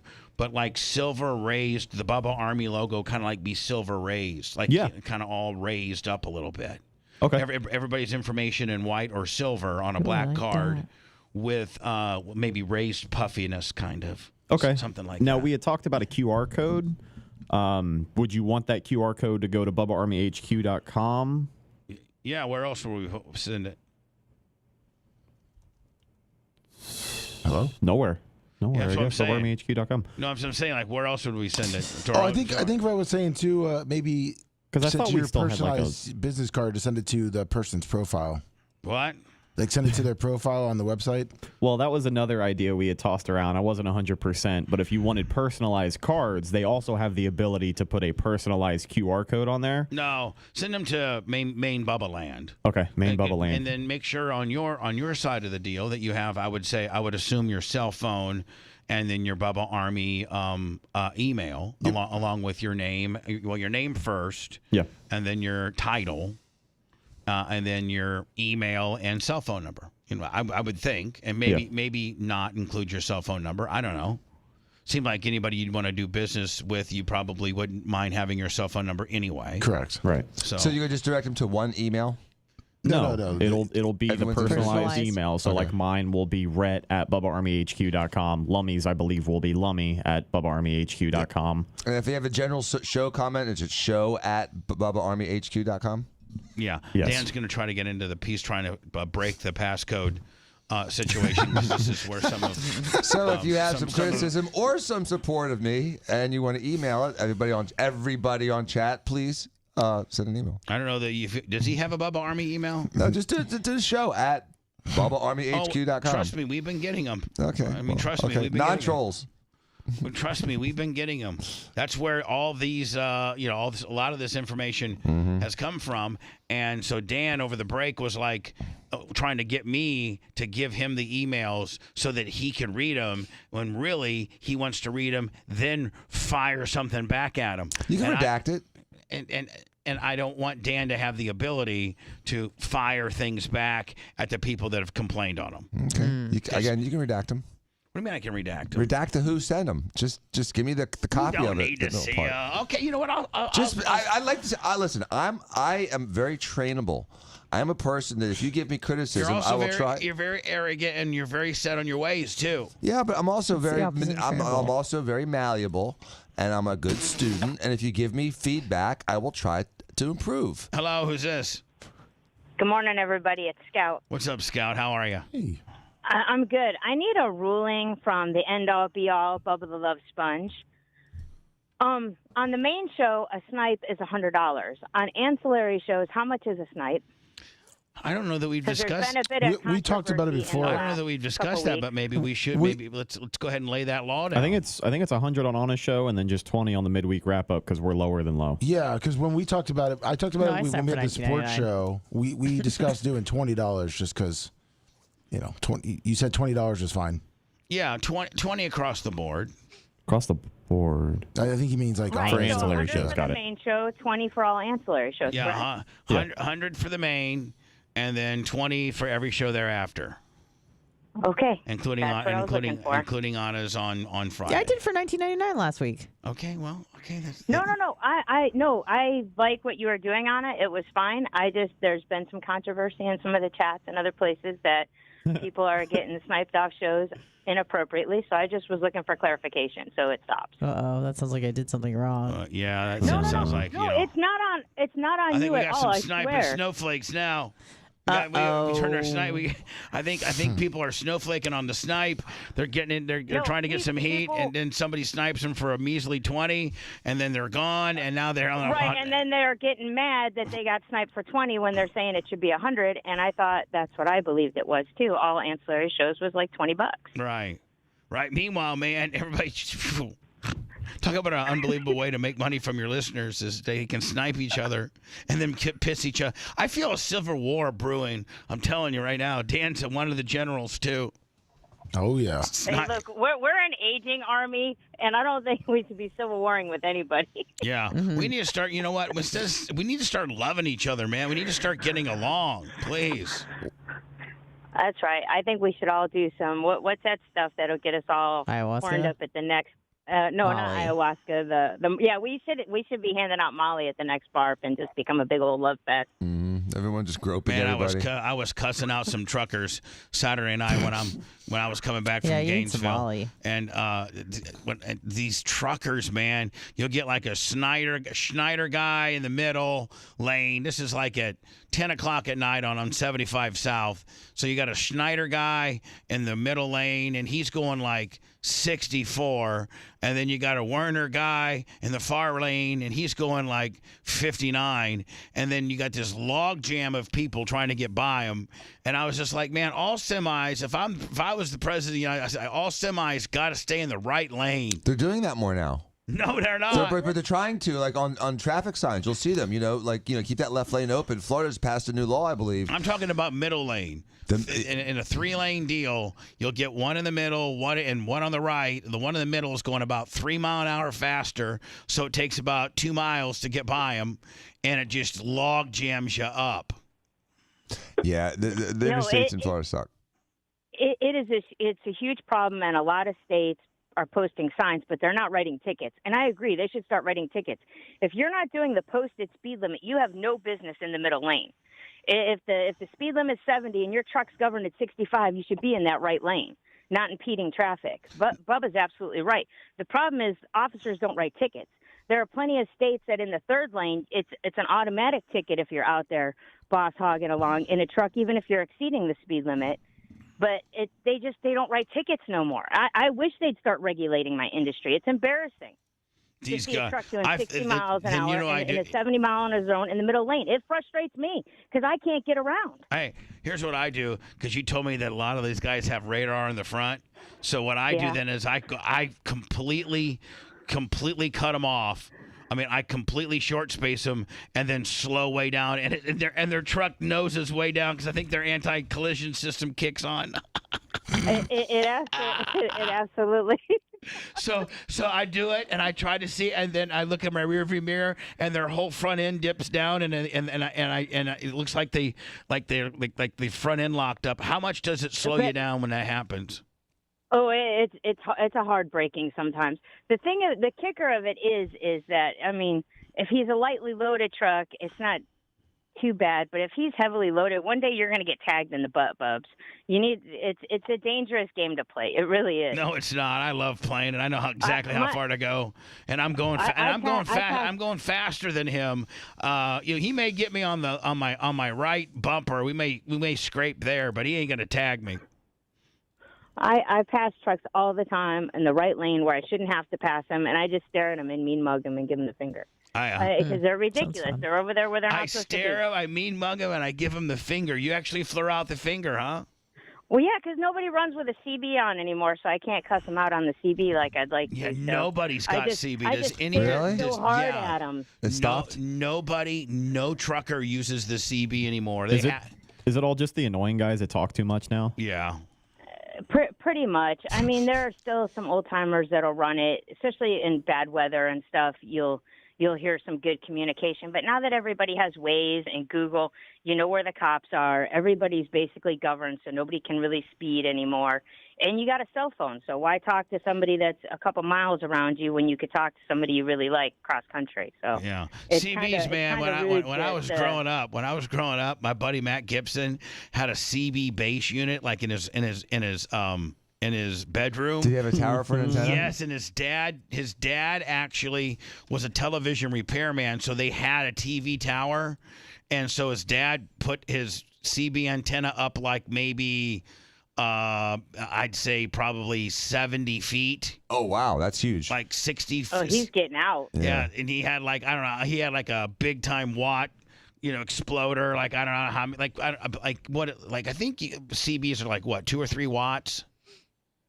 Oh, I don't even know. Yeah, but he had like a 15 watt, power amp where he could like literally go like 50 or 60 miles. And he was probably skipping that signal where he was getting out a couple states if he had that much stuff going on. Yeah, he'd talk to these chicks at night and everything, and it would be so cool to go down to his house and talk on the CB to people, I wouldn't even know. We'd be like, breaker 19. I don't even know. Breaker 19. Anybody got your ears on? You're like, yeah, this is Jimmy John. We got my ears on. Where's your? I like to tell dirty jokes until I get a damn it girl, and then I get then I'm done. You tell dirty jokes. I try to get at least one damn it girl if I'm in construction like a dirty joke, or weather. Like a dirty joke, like, hey, there was these two lesbians and they walked into a bar and one said I'm horny and the other one said, hey, let's go back to the sleeper cab. And so it's where I'm at right now with my hot little freak running wild. Yeah, something like that. Yeah. Exactly. All right, listen, Scout, love you. Thank you. Thank you for the clarification. Bye. Lummy, this is the video. I'm sorry. This might be the unit we were getting from Super Fat Bubba Live. Yep. All right, hold on here. All right, so you wash your hands. It's this normal wash your hand deal. Now, why they got the music behind it? I like it. See what? It's soothing. I know, but I want to hear the. You want to hear the blowing? I want to hear. You want more like a BDSM? Well, no, but I want to hear the power. I want to hear the. I want to hear ASMR. Well, Bubba, I sent you someone that reviewed it. Like, so if you want to hear, I think they heard it. I don't want to hear soothing music. I want to hear the power behind it. Because if it's just like a little. There's been a couple people in chat said they've used them and they like them. But if it's a. Right? That's what I mean. They're spraying poop particles everywhere. All right, let me see. Did you I send sent you someone that just like some chick that reviewed it. Looks like she hot. This is a Dyson sink air dryer. So look, okay, soap. So even she's got a little bit of music behind it. Hear it? Yeah. Well, I think she's in a bathroom. Water. What's this stuff on the cuff of her shirt? It's the second. I already washed my hands, and that's resin. Oh, she nasty. She has resin. Yeah. Everybody just needs to shut she Dan. Nasty. Dan, shut up. Because she was explaining what was going on, and you guys get squirreled with what's on her shirt. I don't know. She predicted that squirreling. Here we go. Water. Well, it looks like I'm going to be waving my hands in there like 50 times and it won't open. I'm going to end up ripping it out. Hold on. Okay. It's the second. I already washed my hands, and that's resin on my sweatshirt, by the way. Oh, well. If you're wondering. And then watch this part. Oh, come on. Oh, yeah, this is going to be here. I mean. Well, when it works. No. It seems pretty cool. There we go. Yeah, the second one we have. Hold on now, man. If we get one, have two just in case. Yeah, if we get one, it's also refurbished, by the way. If we get one that works, man, and it blows out this thing, just put another one in. Yeah, I think it has good blow. I mean, That's cool. And look at my shirt. Oh, jeez. It's a NASA shirt. What do you got a mask on for? This is probably a few years ago. And then my sweatshirt. This is my brother's. My brother created a virtual reality. All right, thanks. Oh, But that sounded like it had good power to That it. actually sounded like it had some decent power on it. Speaking of power. All right, so here, listen. If you're going to be intellectually honest, I got this little bit of information that I should go watch Biden's Pennsylvania speech from my mother. Now, my mother is redder than Dan. Like my mom, just like, she's just, it's not even like, you just like, come on, chill out, Mom. So I was watching Fox today, and this, and Joe Biden did this, and this. Like, listen, Mom, just chill out. So we're having dinner last night. She's like, so after Joe Biden did the State of the Union address, he went to Pennsylvania. And can you believe he was actually stupid enough to say that people need to put him in Congress? Put me in Congress is what he said. And I was like, oh, okay. So I went to go look at it today to play it. And he's not saying that. He's saying, give me the Congress to be able to pass, meaning give me a Congress majority that I would have the ability to pass the Roe v. Wade. Well, first a friendly of all, Congress. Yeah, it would be a Democratic majority Congress is what he's saying. In Pennsylvania, I have a message for you. Oh, jeez. Send me the Congress that I can support this. So he's saying, send me the Congress that I can support, meaning go and vote for, which means if you would vote for a Democratic senator or congressman, then that's inevitably you're sending that Congress to the president. Right. And that's the Congress of the president. And he's saying, send me the Congress that will allow me to make Roe v. Wade law. Send me the Congress that I can support you.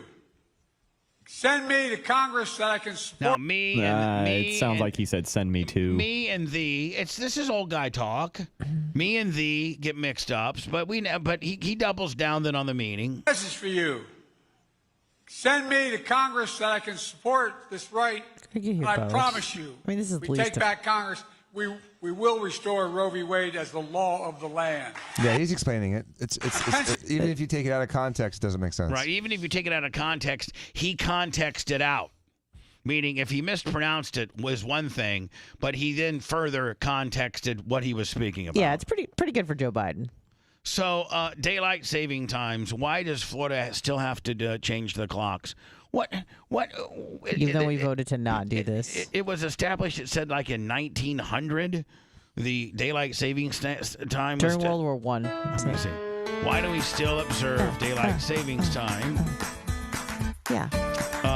Since the early 1900s, the United States has had a complex relationship with the daylight saving time. In 1918, it was implemented as a wartime measure. It was repeated 1 year there later. So it started in 1918 as a wartime measure. What? So they could have had an extra hour of so they could work later at night. Fighting? Well, no. There's certain also is that they didn't want the European or the different militaries, so the lights would go off with the dark, so they'd be able to turn off the lights. That was another thing too. What'd you say? I don't know what you just said. Translator? I think what he's saying is they wanted to maximize daylight, functional daylight, and so the point was to save energy. Yeah. So and also take not that have hour lights. So, yeah, so there's certain hours, so you had more daylight during the normal people's workday. Well, Paul, the energy bill's a little bit heavy this month. Maybe if we made a rule where we can make it lighter sooner. You know what I'm saying? Well, during a war, a country is faced with usually limited resources, and so they're just trying to optimize and maximize what they got. But you're changing time. Instead of coming to work an hour earlier, they're like, let's just change time. The DST was reinstated in 1942 during World War II. And with the passing of the Uniform Time Act in 1966, it was made the norm. It's ridiculous. Why don't we just stay on one time? That's what I'm saying. And it just happens to get darker a little bit earlier in the winter, and it gets lighter a little bit later in the spring. I think it becomes Right? problematic for kids going to school, especially in the wintertime, if it doesn't get light until like 9 a.m. We want to make all these excuses. Yeah, I don't know. Hey, You don't want kids in the dark till 9 a.m. Let me. Did the next door? I saw that. I asked Average Joe. He didn't do it, so I'm guessing that. I was not trying to piss you off, but I saw that this morning. I think maybe you should maybe cut a video. Okay.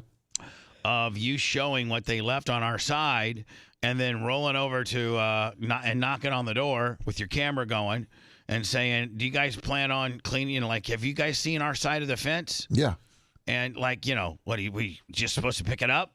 Yeah. It's a lot too. And there was a couple. It wouldn't be a big deal. And you should say. Yeah. We had two cars parked back there, and it scratched. Dan's Ferrari. Yeah, Dan's Ferrari. Okay. And then Dan's gonna sue you, and we'll take $25,000 settlement. We're going to Vegas. No, but like for real. Yeah, no, I saw it. It made me mad. They trimmed all these pine trees, and then they trimmed them right. The tree is right on the fence line, but on their side, it's a big concrete fence too. It's not like some chain link Willie. And so they trim these trees, and then half of the trimmings fall off on our side of the fence. And most normal, good law, like Average Joe and other reputable lawn services, they just take it upon themselves to get on. You know what? Usually just hop over, put a fence over, and hop back over. Yeah. And they just left it all. And I don't even want to hear, Lummy, that we have a gate, because the Mexicans and the guys that are trimming trees, they can jump right over walls. That little wall. Yeah. Or they can get a ladder. Like, please. Yeah. That's how they got into the country. Yeah. Exactly. Sorry. Use your gotten into the country skills to jump over this wall and to help me out a little bit, okay? The Uniform Time Act was standardized to avoid the chaos of state-to-state changes. In 1973, the U.S. implemented year-round DST, daylight savings times. But President Gerald Ford reinstated the time change a year later. Thanks, a-hole. And listen, anything Gerald Ford did should be appealable. Like, that guy was an ass bucket. He was a complete ass bucket. He was Richard Nixon's vice. Yes, he was athletic, and he was like a guard for the University of Michigan. He's supposedly one of the most athletic presidents we've ever had as far as, like, playing Division I sports. But he was an ass bucket. He really was. Some congressman out of Michigan, out of Grand Rapids, Michigan. Did he fall down the stairs? Oh, a lot. Right? Yeah. He was never. He was never elected to anything. No. He was appointed as a vice president and then became president. He was never elected. Well, I'm sure he was elected during his congressional his run. But nothing to do with his presidency. He only had like what, a 2-year run. I think it was close to 3. All right, I saw him when I was a kid. You did? Yeah, Where? Valley Forge. He did a speech. I was 17 miles away. It was just a dot, but I just remember our mom taking us when we were kids. So hold on, President Ford. When you guys were at the Jersey Shore, President Ford was making a speech. A half an hour away, and a mama 2 hours away. Arlene said, "Hey, not very often do you get a chance." And back then, to see the president. Yeah, it was rare. It was not a even privilege. Even if he was an ass bucket and you didn't vote for him, it was kind of like still the president. Yeah, he's kind of cool to see the president. So your mom holds you there, and when he gives some stupid ass, speech or something. Yeah. And how close? Oh my God, I was a football fields away. That's back when people actually would show up for the president. Even ass buckets like Gerald Ford. He was an ass bucket. You're an ass bucket when Jimmy Carter beat you. Right? Yeah. He was an ass bucket. Antonio Brown. I'm not saying anything bad about a Democrat. There's Dan. There's some Democrats that you can just absolutely. They don't care. You just don't make fun of Obama. And Clinton. I didn't make fun of Obama. Clinton and Obama are the ones you just whatever. Can't make fun of Clinton. What's that? You can make fun of Clinton for raping kids and stuff, getting oral, and maybe going to Epstein Island, Whole maybe St. James. Yeah. Anyway, Antonio Brown is continuing to be disruptive. Of course. And stay there. And he did it like I guess this is an AI rendition or a artist drawing or something. It's AI. Yeah, and so he made an AI of him, like kind of like tongue like not just kissing, but like an AI of him deep tongue kissing Taylor Swift and move over. What's that second? Who's Lizelle? Oh, Giselle. Move over, Giselle. What these Swifties talking about? Hashtag CTE. CTESPN.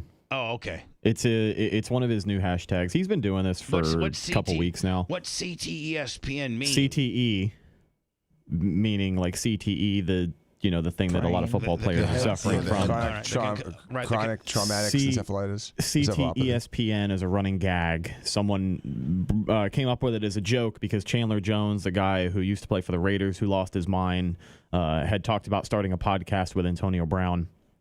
People said it would be hosted on CTESPN. So he's kind of taken that run with it. But he's been doing this. But that's deep. Like, not just the average guy knows what that means. He should have hashtagged this with something else. Something like maybe, biracial Swifty. Well, I mean, people are so dismissive of him now. This is everyday activity for him. Like, this is nothing out of the ordinary when you follow him on Twitter and social media. So people are desensitized. They're not giving him any attention anymore. Is Gronk gonna go kick? No, the worst. No, nobody cares. So the worst. He's just a madman posting on his phone every day. Biden over here. Gronk might though. I mean, Kelsey could call Gronk and say, "Hey, Gronk, I think he still lives in Miami. We go do my dirty work for me." And Gronk right now, I mean, you see him on enough commercials, he'll do anything for anything. I mean, you could literally give him $18 and he'll go kick AB's ass for you. That's true. I mean, right? Yeah. I mean, he's I'm so tired of seeing Gronk on commercials. from the insurance from the Geico. No, But for the love of God, just get him in a speech class. Get him in, Does he have a speech impediment? a broadcasting class. Like, I don't know what it is, but I get really annoyed when I see him on TV too, just because of the way he talks. It's the USAA ones, not the Oh, he's just Geico. dumb. Does he have as an a bum. impediment, a speech impediment? No, he's not just really. dumb. He's just dumb. Oh. Like Lummy. Lummy doesn't really have a heavy tongue or a speech. He's got a impediment. heavy tongue. He's got a heavy tongue, yeah. He does have a heavy tongue. We all have heavy tongues. And it's he wasn't a veteran. He's doing the USAA, which is the whole shtick behind it. But the whole shtick is to be a veteran, and he's not, and he always wants to be one. Right. And then some chick whose great grandfather served in Civil War, the Korean War, the Civil War, right? She gets to be it, and then she's pregnant, and she says, "And this little guy, and the little kid that's in her gut, he can be part of the union, but 900-time Super Bowl champion can't be part of it, right?" yeah, you can't save that money. Oh, I guarantee he's probably pretty good with his money. No, you just can't save it on insurance. But no, Yeah. he has to have some good money, and he's probably making a lot right now. And here's the thing: you got a multi-millionaire trying to worry about saving money when that guy should be doing commercials for Lords of London, the most expensive insurance company there is, saying, "Hey, buddy, kind of guys like me, if you're worth a lot of money and you got a lot of things to protect, you might want to get some really good insurance. Lords of London, it's really expensive, but it really covers your ass." I think right around the time Gronk initially signed with Tampa, it came out that he hasn't spent any of his NFL money. He's just coasting off of all the endorsement deals he's had. I've heard, from his time in New England. I've also heard that he has been financially handled very well. Like, as dumb as he is, that don't let that fool you. He's had some great managers and some great. His parents have really all done well with his money. Like he hasn't Keith McCann'd himself. Well, he also hasn't sold his soul to like Pfizer, and he's way less annoying than John Cena. Oh God. I don't know. Did you see the Oh, Oscar come on. deal? Cena's so annoying right now. He's got some swag, Dr. Dan. You think? I'd way rather. I'd rather do a 24-hour Gronk marathon than see 15 minutes of Cena. Is that because John Cena rides the blue tail? No, so that's why you're angry now. That's nothing to do with that. You know what else? Here's what it's pack. from. Here's what it's from. Dan won't admit it, but I know that I'm dead on. John Cena happened to live in Tampa. No, does he? Well, just yeah, he has for years. Don't interrupt me, please. Okay. I'm going to give you my why Dan really doesn't like him. Mm-hmm. John Cena lives in Tampa, and Dan's probably rolled up on some freak or something like that, and she's given him, you might be Dr. Dan, but I have been with John Cena before. Nah, that's furthest from the truth. That's So- it's zero of that. Zero. It stems from what he did to Rob Elder. It stems from Kowtowing to the Chinese. All right, you know what? I do. You know what? I would have to take a step back and also agree with you. I don't appreciate what he did for Rob. I forgot the Rob Elder screw job. I forgot that. And did you see any of this? Did you see the Suicide Squad that he was in? That should make you never watch him on the silver screen again. Suicide Is Squad. that a movie he was DC in. Marvel thing? Yeah. Or You're talking about his role as Peacemaker? Jesus. was it bad? He was honestly, he was the best part of that show. Oh man. He was really Margot good. Robbie was the only part of that show. I would agree with Red on that one. Sorry, Dr. Yeah, he Dan. was really Really? good. That's the only reason I think he's having this big popularity boom he's having right now is because of how well he played Peacemaker. Oh God. I don't even know if there's such a movie, nor Me am I neither, watching baby. some Marvel stuff. Are you? DC, actually. Yeah, grown men that are Marvel or DC guys. I was It's watching either it that for or Margot sports Robbie. cards. That's all I cared about was Yeah, Margot say that. Robbie. So Myself. How's Margot Robbie looking? In She looks hot in everything she does. Is she in the latest Suicide Squad? She was both of them.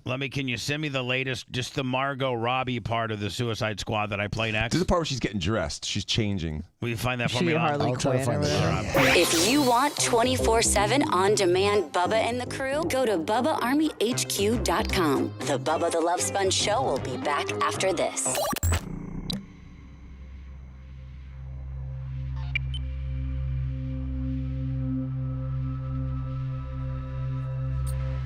Remember when he apologized to the Chinese in Chinese? Well, he speaks Chinese. He does speak Chinese. Because he called Taiwan a country.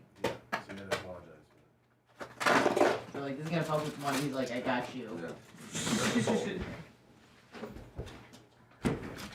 But like, let's say you call Taiwan a country. It's a mess up. I'm sorry. Chinese don't care about mess ups. Yeah, but not when you depend on a lot of money coming from China. Who does? Yeah. You know, just like the NBA players won't say that because they're relying on China. Hello, here you are again.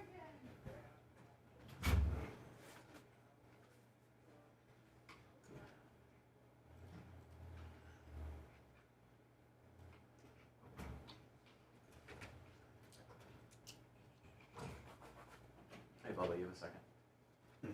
Do you want me to text that or email it to you? Email. Okay. Yeah. Anybody? Yep.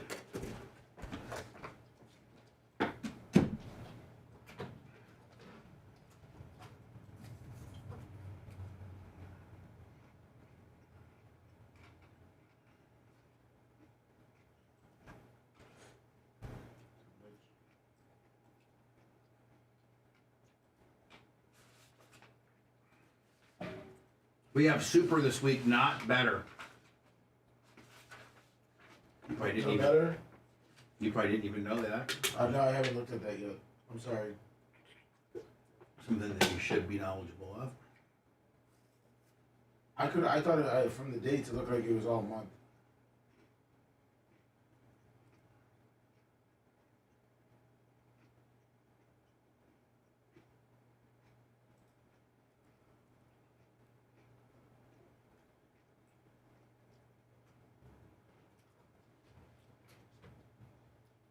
I just sent it over. Okay, thank you.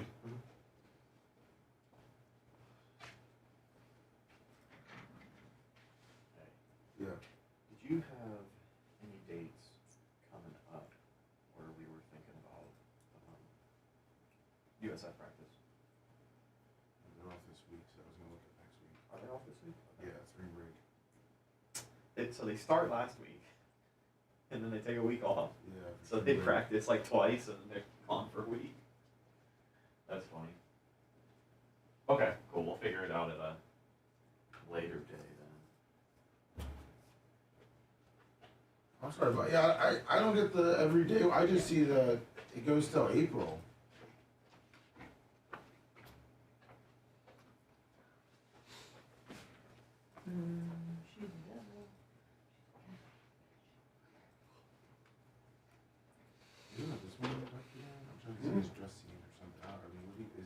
She's getting dressed with like A peacemaker? Oh, sorry, you can dress for the soldiers. Yes, that's it right there. That's the scene you want. Oh, she's just getting dressed. So she like rolls up with the locker.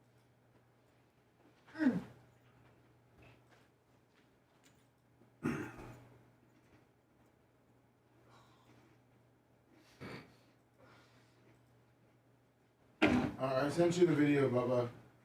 The Dan literally just rubbed up on me. It was so hot. Yes. You liked it.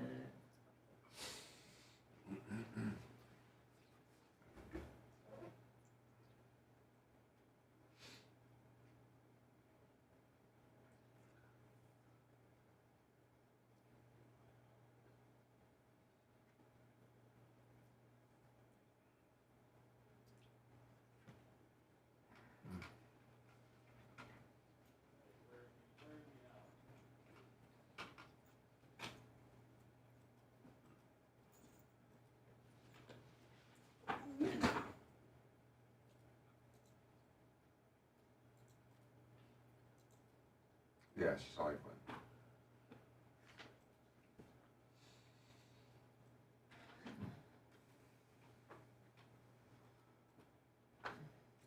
He was in the Oscars too, John Cena. Naked. Naked. That was disturbing. How old is he? Almost 50. I'm gonna guess 46. Thank you, 46. Susie. Oh, you and That was John close. Cena have the same birthday, Boo Bang. Cool. She said it was the Oscars clip. Yes, yeah. They put it on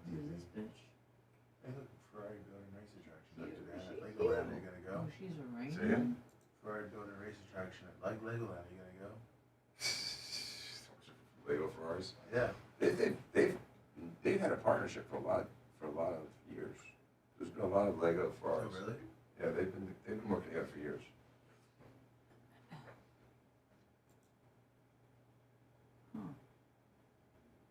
Kids? Are you gonna have a day? Oh yeah. Who's a junior? Just you, individual, will go there. Mm-hmm. Bring no Just one all else. day, just meet young children. That's how I have a Ferrari.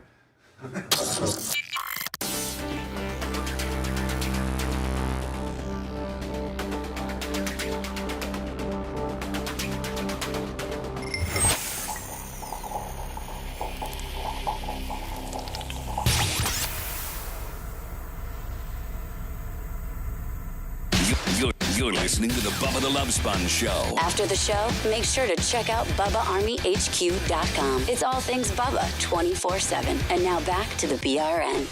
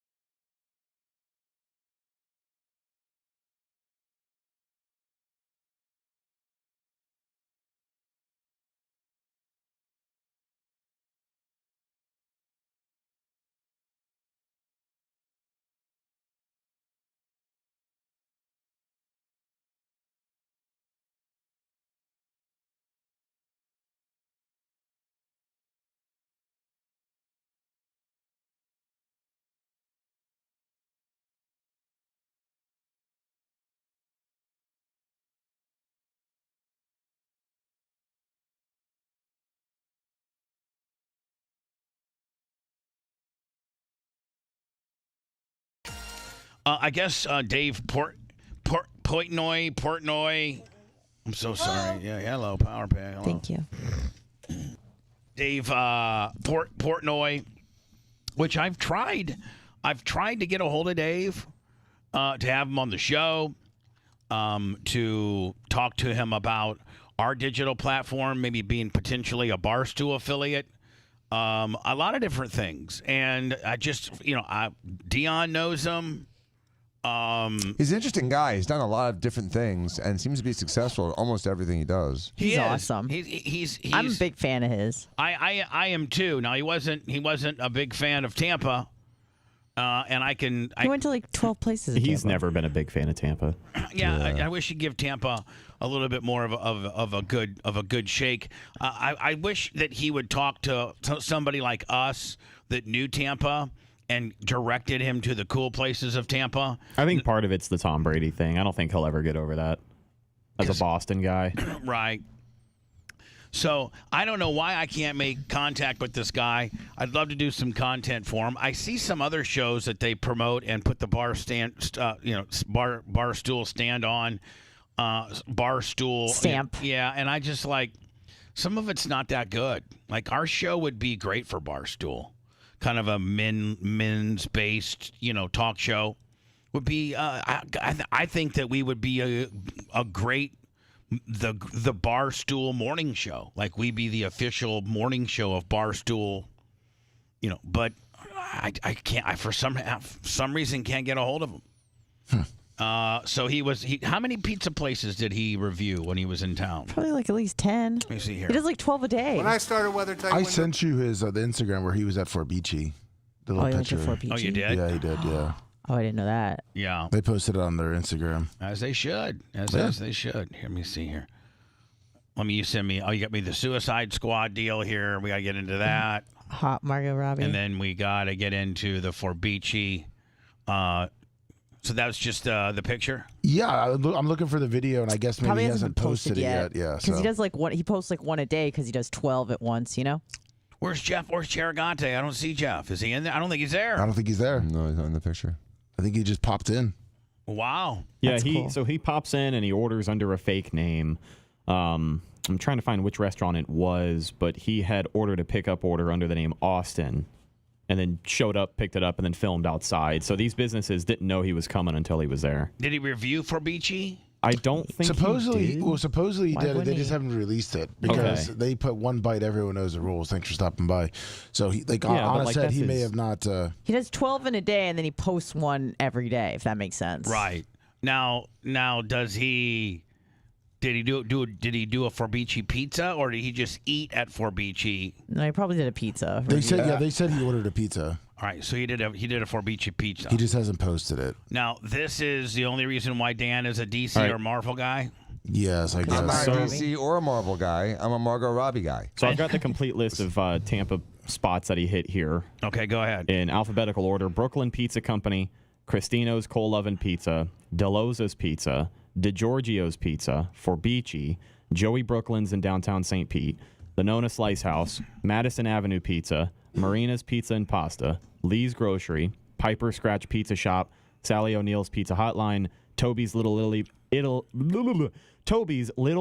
Pizza, and last but not least, the Violet Stone. Man, I'd love to see. I would love to him put Tate's on there. Cappy's. Oh, that would be awesome. Cappy's is good too. Tate's and Cappy's are both good he pizzas. missed out. Not going to either Tate's or Cappy's. It just proves to you that his people don't know anything about Tampa. Yeah. Is Cappy's is good. And then good. Pinellas County Mike's. Yeah, Mike's. Mike's Pizza is a big Pinellas County, big Pinellas County staple. So whatever.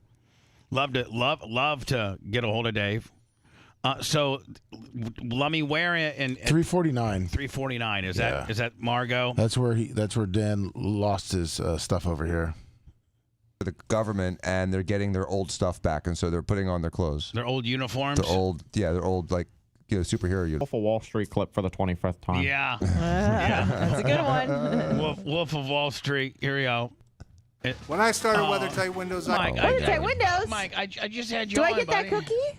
No, he loves the cookies. Sure does. He custom windows and doors. Mike's For a the good best guy. in products and He's installations. He's tall. He's a good guy. He married a salesperson at Beasley, Nassim, and she obviously got to quit work in radio advertising with Beasley, which is great. And her and Mike have a little daughter, and I follow them on Facebook. They're great people. Oh, nice. I was friends with Mike before he married her. She was a salesperson when I was there. She's like one of the best. And they've been together like 5-6 years. They got a kid, whole 9 yards. Appreciate both of them. Oh, now hold on. I'm not trying to weather tight. I'm trying to get. Trying to buy some windows. Skip the big box stores and give WeatherTight Windows. Trying to get by your jingle here, buddy. Call today. Don't forget the cookies. Toby's Little Italy Pizza has been in St. Petersburg for over 50 years.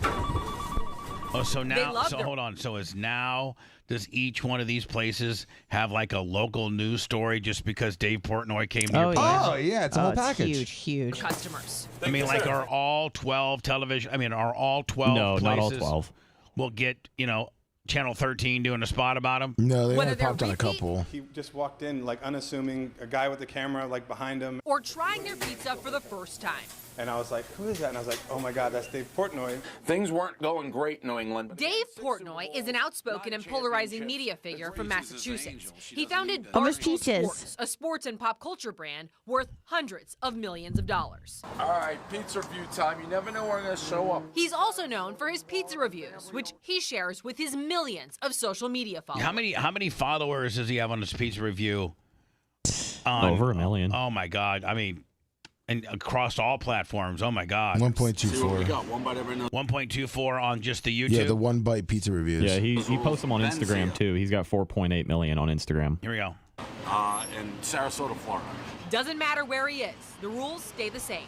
Always cheese pizza. One bite, though he often takes more, then a score from 1 to 10, down to the decimal point. 7-7? I was debating 7-7, 7-8. Really, really good. Very happy with the score. 7-8's a pretty big score for him, isn't it? Yeah, he's stingy. It's going to be a lot of sevens around here. I'm glad that he came. On Wednesday, Portnoy posting on social media, the great Tampa St. Pete Pizza Tour is underway. We passed his test. And that's all that, that for me that matters because this guy, he knows his pizza. From Madison Avenue Pizza in Dunedin to Brooklyn Pizza Company in Seminole. And let me, it's always the same. It's just cheese, right? Always cheese. Correct. Just cheese. Which makes sense. I would do it that way. Bay Area restaurants were put on watch. I said every single cheese pizza that gets ordered today is going to be absolutely perfect. Then the phone rang at the Nona Slice House in Safety Harbor Wednesday. Oh, they're good. He ordered under the name Austin.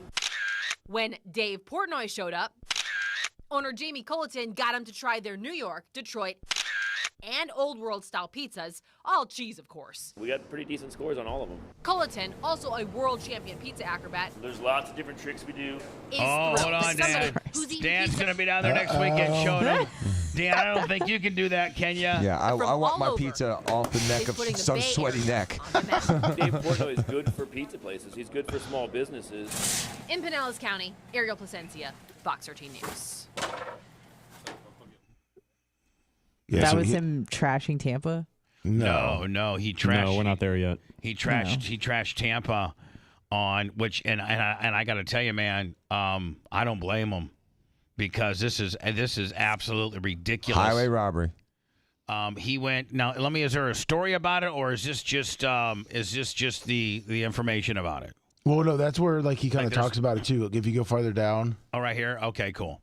So Dave Portnoy not happy with $5,000 per night Addition Tampa sweep. Now is Addition one of the newer hotels down there by the Amalie Arena? Yeah, is it also nice condos? Out of state company. Oh, it's a Marriott. It's a Marriott brand. Okay. Yeah. Well, Dave Portnoy, the founder of Barstool Sports, went on quite a rant about his stay in Tampa Addition. Again, Tampa Addition, which is the name of the hotel. It's called the Tampa Addition. It's a modern version of Ritz-Carlton. Now, I don't think that this is relevant. This is the same guy who flexed his balance of 45 million Amex points at Rite Aid. What does that matter? What does that matter? Something only someone that's trying to be a man's man and a people's person that's sort of douchey on the backside gets caught doing. I think it's also just a gentle reminder that this guy is a billionaire. Yeah, he makes a lot of money. And, he's not just an average guy. There's going to be a lot of people who are just going to hear him complaining about an overpriced hotel room and assume that he's out of touch. But he's being a consumer advocate here. Right. If you're someone who is spending $5,000 a night on a hotel room, you'd be happy to know what you're going to get. Right. And in Tampa, it's not a lot. And Dave Portnoy also has kind of a reputation with the pizza deal of kind of giving the inside Iggy as to what's good and what's bad. He's kind of put himself in that space. So him evaluating something, whether it's his hotel room or a slice of pizza, that's kind of what he does, right? Yeah, he's made or broken businesses in the past. I'd do the same if I had that. I mean, if that was my gimmick. You already do. And yeah, that's true. My latest. You're just not a billionaire. Hi, I'm poor and I hate NHRA. I'll never go to another. You're a thousandaire. I'm a thousandaire. In fairness, Portnoy's friend is right. The Addition is objectively Tampa's best hotel, which isn't necessarily saying a whole lot. So when he had his assistant book the property, she told him that the suites ranged from $2,000 to $10,000 per night, and he wanted the middle of the road option, so he booked the suite costing $5,000 per night. I can't think of anything other than maybe something on the beach like Don Cesar or something, maybe Sand Pearl. Maybe they have I don't know. Dan, I know that you're familiar. You had a couple parties over at the Don, but I don't even know that their presidential suite costs $5,000 a night. I don't believe it does, and it's 2 stories at the very top, and it's a party. It's a party. It's literally like a 4,000 square foot apartment. Yeah, and it's also with a balcony and everything. Two balconies. Man. Yeah, for $5,000 a night, they better throw on some oral. I'm just saying, when we had our, when Dan had, you guys had a big party there years ago, and you guys rented out the presidential suite. I know, prices are probably doubled by now, but let's say that costs $5,000 over there It was a Maxim sponsored party. They paid for the suites and everything like that, and so it was massive. We had huge fireworks, but it was such an amazing piece of property because, like I said, it was like 4,000 square feet plus balconies. It was great, and it wasn't $5,000. Dave Portnoy said the following about the Edition of Tampa: "For the money, it's the worst hotel I've ever stayed in. This is what $5,000 a night gets you in Tampa. The hotel is okay." But for $5,000 a night in Manhattan, you can be in a suite in a Four Seasons, which is 1,000 times nicer. This hotel in Tampa should be about a $1,200 a night, maybe a max, and that's a lot. He's probably right. Yep, I can't think of anything in Tampa that should be this expensive. No, they're not that much in South Beach. Right. During the Formula One race, it's not that much. Right. And so far, I'm dancing with Dave by saying, yeah, it's probably a $1,200 a night room. Whoever is pricing the Edition Tampa should be thrown in prison. I thought I was going to walk up, get my D sucked for $5,000 a night in Tampa. I guess I'm the idiot. Haha, joke's on me because I stayed there. For $5,000 for Tampa, I'm going to have an infinity pool, overlook the water, I'm going to have a masseuse, and this is your average suite. And you know what? He's right. For $5,000 in Tampa at the Don Cesar, you will have all of that and a masseuse and a spa day. Nice. Put it down wherever you have. The Edition in Tampa for the money is the worst hotel in the United States of America. And if you stay there after hearing this, you're a moron and you're an idiot and they deserve to steal your money. Shame on this hotel. Disgusting. Now, he gives this a little video. The video is just him saying everything you read. Yeah, and he shows it's him walking around showing you the room. Oh, yeah. I want to see how bad this place it really is. Yeah. Okay, hate to do this, but welcome to the Edition in Tampa Bay, Tampa. I asked a friend, to be here for business, for work. I'm like, where should I stay? They said the Edition, cool no hotel. Let me tell you something about the Edition in Tampa. For the money, it is the worst hotel I've ever stayed in. For the money. This room, which I'm showing you, and I've stayed in all sorts of hotels, been spoiled, bougie, paid a ton. When I called Tampa, my assistant Danielle, she's like, the suites are like $2,000 to $10,000 a night. I was like, $10,000 for Tampa? How the fuck you spend $10,000 a night in Tampa? So I said, I'm not gonna take the 10. Give me middle of the road. $5,000 a night. This is what $5,000 a night gets you in Tampa. This hotel room, it's okay. For $5,000 a night in Manhattan, you can be at a suite in the Four Seasons, which is 1,000 times nicer than this. This hotel in Tampa. And now, if that is all the hotel is, which I think it is, yes. What we've seen, the entrance, which had like a little dinette set, then like a little living room deal, and then a bedroom.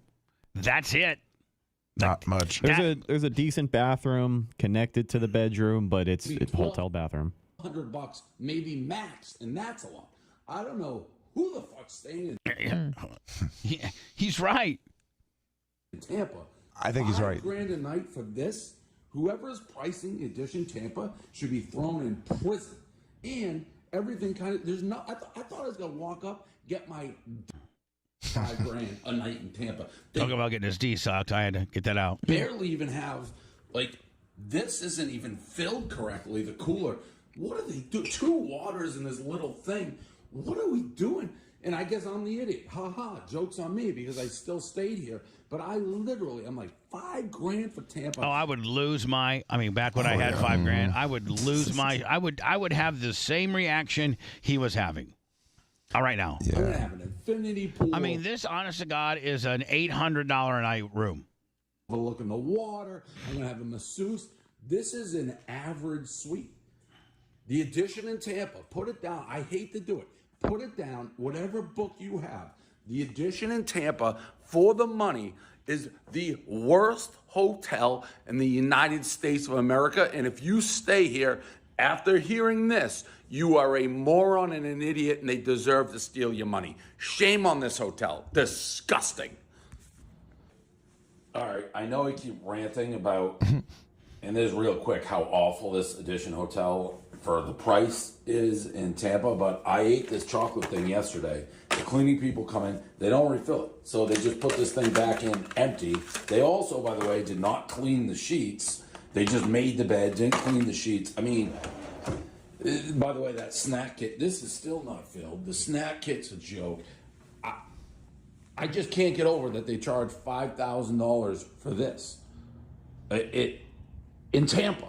It looks like a crappy suite in Disney. You know what I'm saying? Like the level of fineness of the appointments.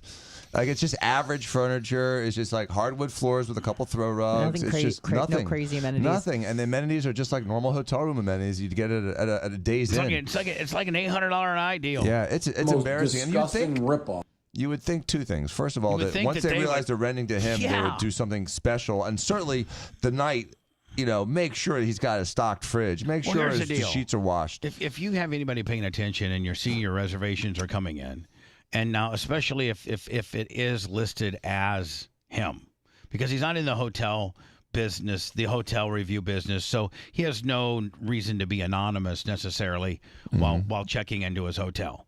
He wants to be anonymous when he's ordering that pizza because they'll make it extra special. They won't make him just the regular guy's pizza. But if you're a hotel manager, general manager, and you see the reservation for Dave Portnoy and he's got the $5,000 suite, don't you bump him up? Don't you you give him the $10,000 one? Like, don't you just? Oh yeah, absolutely. For in fear of something like this happening. Now, this could have gone the other way, too. This could have been, hey, I'm Dave Portnoy, and, and he doesn't, well, no, then I guess it'd be false advertising because he, at that point, might think that the $10,000 suite is the $5,000 suite. Yeah. And then he might be like, man, you might want to book this suite. So, you know what I'm saying? I'm glad this happened the way that it did. I think these companies, these businesses absolutely deserve stuff like this. I do too. Unfortunately, they've been getting away with this for so long because people pay for it. And it's not people from here. Especially in Tampa when we have Bucks games and Lightning games. You know that this place here, which is within walking distance of everything, and more importantly, where the Lightning play, right? I mean, they probably sell out from people that follow the Lightning or the opposing team. And plus the convention center's right there. Oh, yeah, the convention center's right there. Yeah, everything. 813-90-BUBBA. Don't forget, this is starting our second week in Orlando, 1031. Hello. Bubba the Love Sponge, Joe the Supermarket. You sound a little more spry today, Joe. I just got my blood sugar taken. It's 127. Nice. It's close to normal. Is that what's normal, like 105? 80 to 120. Yeah. Oh, 120? I've been killing it. This is going to sound like a stupid pitch, but it's thanks to honest intermittent fasting, I was up in the 250s. And ever since I started doing that, now I'm down in the hundreds all day, every day. Yeah, I mean, honest intermittent fasting. I feel bad taking credit for this. Didn't necessarily invent it, but was a person that an advocate for it, and now. But listen, you should take credit for it. I mean, you didn't invent it, but you are promoting it, and getting it out there, and people. I do it.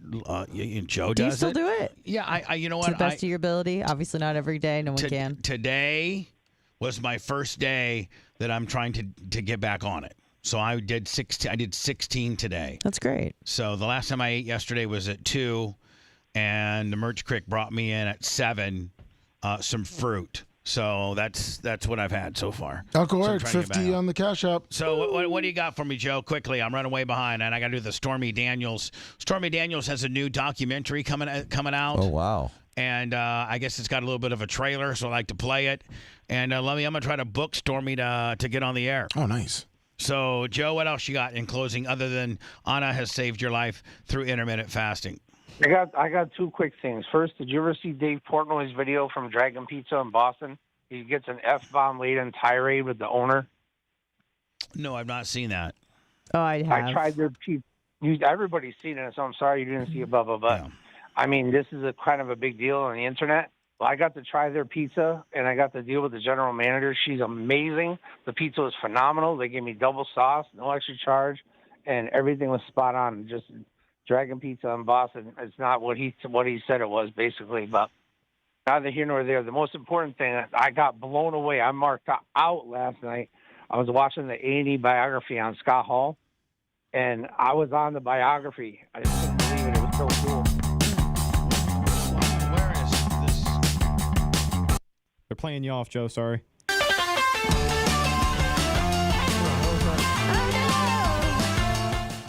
I don't know. Does anybody know where this is coming from? No clue. No idea. Okay, now just stop. They might have been onto something though. So Joe, you were on the A&E special of the Scott Hall biopic, and you were on it. Yeah, it was from an incident that happened in Fall River, Mass. I guess he was really, really over intoxicated, and the sign on the building said New England's top promotion for wrestling, and he thought he was in England, so he started cutting a promo in the ring like he's in the United Kingdom. And I'm looking at the promoter, and nobody's doing anything, and he's just out there in front of the crowd bombing and just slurring over his words. So I elected on my own, because I was dressed as a referee. I elected on my own. I didn't ask nobody. Nobody told me. I had to run out to the ring, and I had to pull Scott Hall out of the ring. I had to squeeze him through the ropes, lift his leg over the second, push his head down under the top, and then get him down the stairs safely so he didn't fall. And then instead of bringing him back up through the front ramp, through the entranceway, I had to open up the guardrail and sneak him out the side. But that was on the video last night. That was intense. Well, congratulations, my friend. Thank you for letting us Thank know you. about that you made a God special bless. cameo on the Scott Hall A&E Yippee-Yo. All right, my man. Joe, good talking to you. Thank you. Hello. A little bit of a different take on Portnoy's response to the Edition Tampa.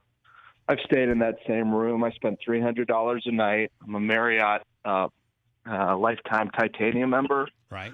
So obviously they upgraded me. I bought the cheaper room, and then they upgraded me to that room. Yeah, which I'm sure he did as well. Okay, he's not a schmuck. Yeah. Yes, you want to guarantee that you're going to get a suite, but they're going to upgrade you if you have a significant status with the Marriott Bonvoy program. So I'm not buying it at all. I think he comes off as fakakta, complaining about a room, which is rather nice. That $5,000 for the money. He's saying he didn't pay $5,000 is what he's saying. Hold on, though, sir. I don't believe him. But we don't necessarily know if he paid $5,000 for that room or not. And if he did pay $5,000, I could see the heat. Now, if he didn't pay $5,000, they're certainly charging $5,000, and that room's not worth $5,000. So that's what they're charging people. You got a call to get those. Have you seen evidence of that? I mean, maybe they're charging in certain times where there's a Taylor Swift concert and there's zero availability in any rooms down there. I mean, that's not the norm. Right now, it's spring break. Yeah. So hotels are times 3 and 4 right now, and so this was actually the first week of spring break in Florida officially, as far as schools and colleges and things like that. Last weekend was kind of the kickoff of spring breaks, nonetheless. So he first one of the day. He booked at what would be considered a peak time. Well, but even at listen, I'll tell you right now, buddy. Even at $800 to $1,000, that room is about $1,000. Well, and it's also important to remember that he didn't book anything. His people booked it for him. Like, he's got people that do everything for him. And as far as these rates go, he's got like 6 merch cricks that just roll out. As far as these rates go at the Edition, you can look online, and the most expensive room they're going to have is right around $3,000. But that's the cheapest suite that they offer. So to get prices on more expensive suites, you have to call them and book, I assume. So I don't know how that conversation played out, and I get why people wouldn't believe them.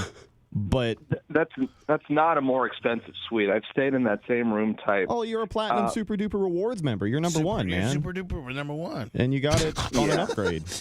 Buddy, you're Super Duper. Well, furthermore, there's a resident side. You're the part of the Edition. You're the part of the Super Duper club, buddy. I mean, Super come Duper. on. No, yeah, he's not in the Super Duper Platinum Club. No, he probably. I think what this guy's point is, you know, that sometimes you go to a nice casino and the buffet is like $180, but if you're a high roller, it's free. So it's never really worth $180.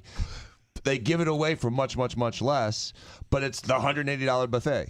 And so I think that's the point that this guy's making is, is there a $5,000 suite, but they give it away for $500? That's how Danny used food for me. Appreciate that. Yeah. Good job, Josh. Do you understand the analogy now? The metaphor makes sense. Here's the question. Now. Here's the question. Does this provide more promotion? Are they going to start to sell more rooms? No. Probably or not. do they sell less rooms? Less. I'll never stay there. Less. I mean, here's the Really? thing. Here's the thing. If I had a friend, a real rich friend that was coming into town, and they're like, "Hey, man, I heard about that addition." I would deter people from going there based on his report. Yep. I would. It But can't have be you positive. ever taken an Instagram photo on the stairs there, man? I mean, come on now. You're missing out on that. Nobody. I was at the launch line on the NHRA that I got kicked out of. That he'll so- never go to again. So some guys are in the $10,000 a night suite at the Edition in Tampa, and some guys are in the middle of a cornfield in Gainesville at 100 dBs. So to each its own. All right. All right, buddy. I'll stay at the Holiday Inn. Goodbye. All right. Bye. Let me go to words, and when we come back, we'll come back with the Stormy Daniels new documentary. I think it's on Paramount Plus, which that's a major player. Oh yeah. Yeah. Or Peacock. Oh, yeah, that's Peacock. what I'm sorry. Yeah, it's even a Same thing, isn't it? yeah, big player right there, Peacock. So we'll do the Stormy Daniels. I got a couple DMs. She returned one of them. I'd love to have her. And we're combing through some of our audio right now. Correct. To try to make some shorts out of the various times that she was with us. Yes. Perfect. If you want a deep dive into the Bubba the Love Sponge show from the past, go to BubbaArmyHQ.com. The Bubba the Love Sponge Show. We'll be back after these words.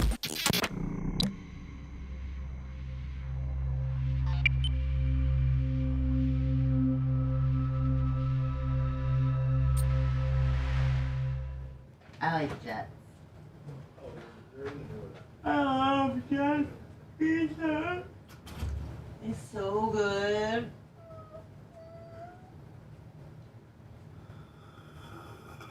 Oh yeah. What's up, everybody? Here comes some plant protein. Makes you even more gassy than you already are. I keep looking over you like, are you kidding me right now?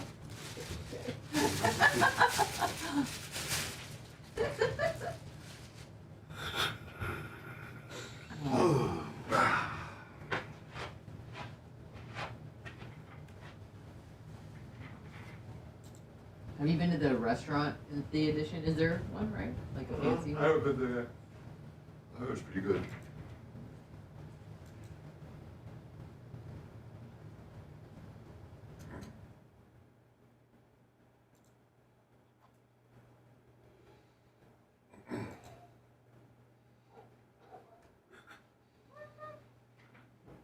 Here comes Jay. Is that Barker's? Yeah. That Bart's Jay. Oh, shame. What's up, Dark Match Steve? Motherfucker, what's up, Red Wave? Oh, thanks. I appreciate ya. Hey, Dark Match. I appreciate ya. You're just stating facts, bro. I appreciate ya. For sure. Yes, we can always tell when Jay's here because Scout starts to lose her fucking mind. Piss all over the place. Dark Match. Pull up his pants. His pants. Trey, good morning. Wade Durbin. Shred up. And Steve Cook. Big Lover. What up, Jay? Good morning. Morning. Pitbull Labrador. What's up, Bubba? What's up? What's up, buddy? Anyway. Trey. That video of Tony getting prepped with you in the back was pretty killer. I don't want to talk about it today. No, I know, but that was killer. It was really neat. We're talking about that next. I don't want to talk about it. Damn right. Did you get a steak yesterday? What? What did you get at Cooper's Hawk? Don't worry about it. Chicken. I said fish and chips, bitch. Oh yeah, that's right. I forgot. Morning. You did say that. You did. I fucked it up. Time changes when the alarm went off this morning. Oh, fuck. Really? Yeah, time change is a bitch, isn't it? Just for a couple days. Yeah. It's fucking killing me. It's fucking. Something like I mean, how does it really kill you if you take your pills at the same time? I don't know why. No, what killed me yesterday was having a late dinner. Oh, I think you're just tired from the weekend. Trey, I hate McLaren's. Because for us people who don't take a bunch of sleep pills, to go to bed, then it'd be hard. But for him, you just Hey, don't say take a bunch of sleeping pills, okay? okay, you take other stuff. You take benzos too. You said the Rattlers. Just to take sleep meds, okay? Sleep meds. TT Night Night. Prescribed sleep meds. Prescribed sleep meds. For his sleep dysfunction. Yeah, because of all of his morning medications. Sorry. BDM slept there either I'm much. not sure what's going on.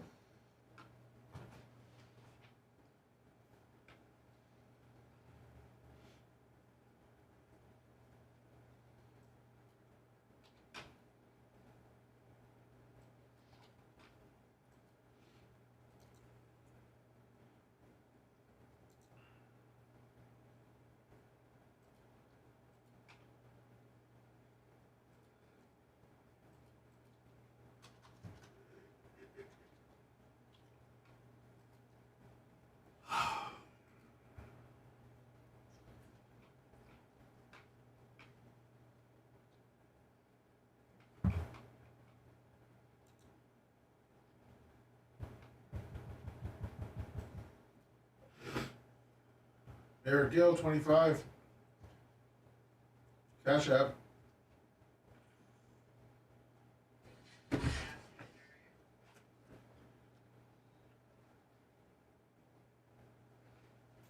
Right, double X gaming. They can do it again.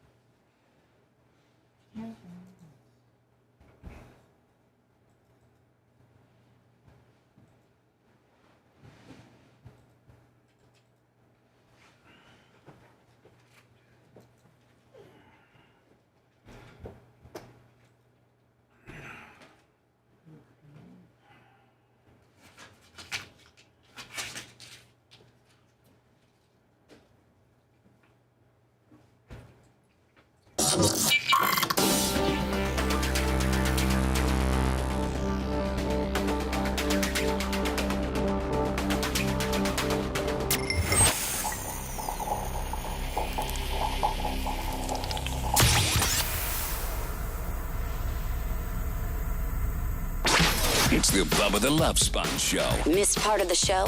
We got you covered at BubbaArmyHQ.com. Now back to Bubba Live Worldwide.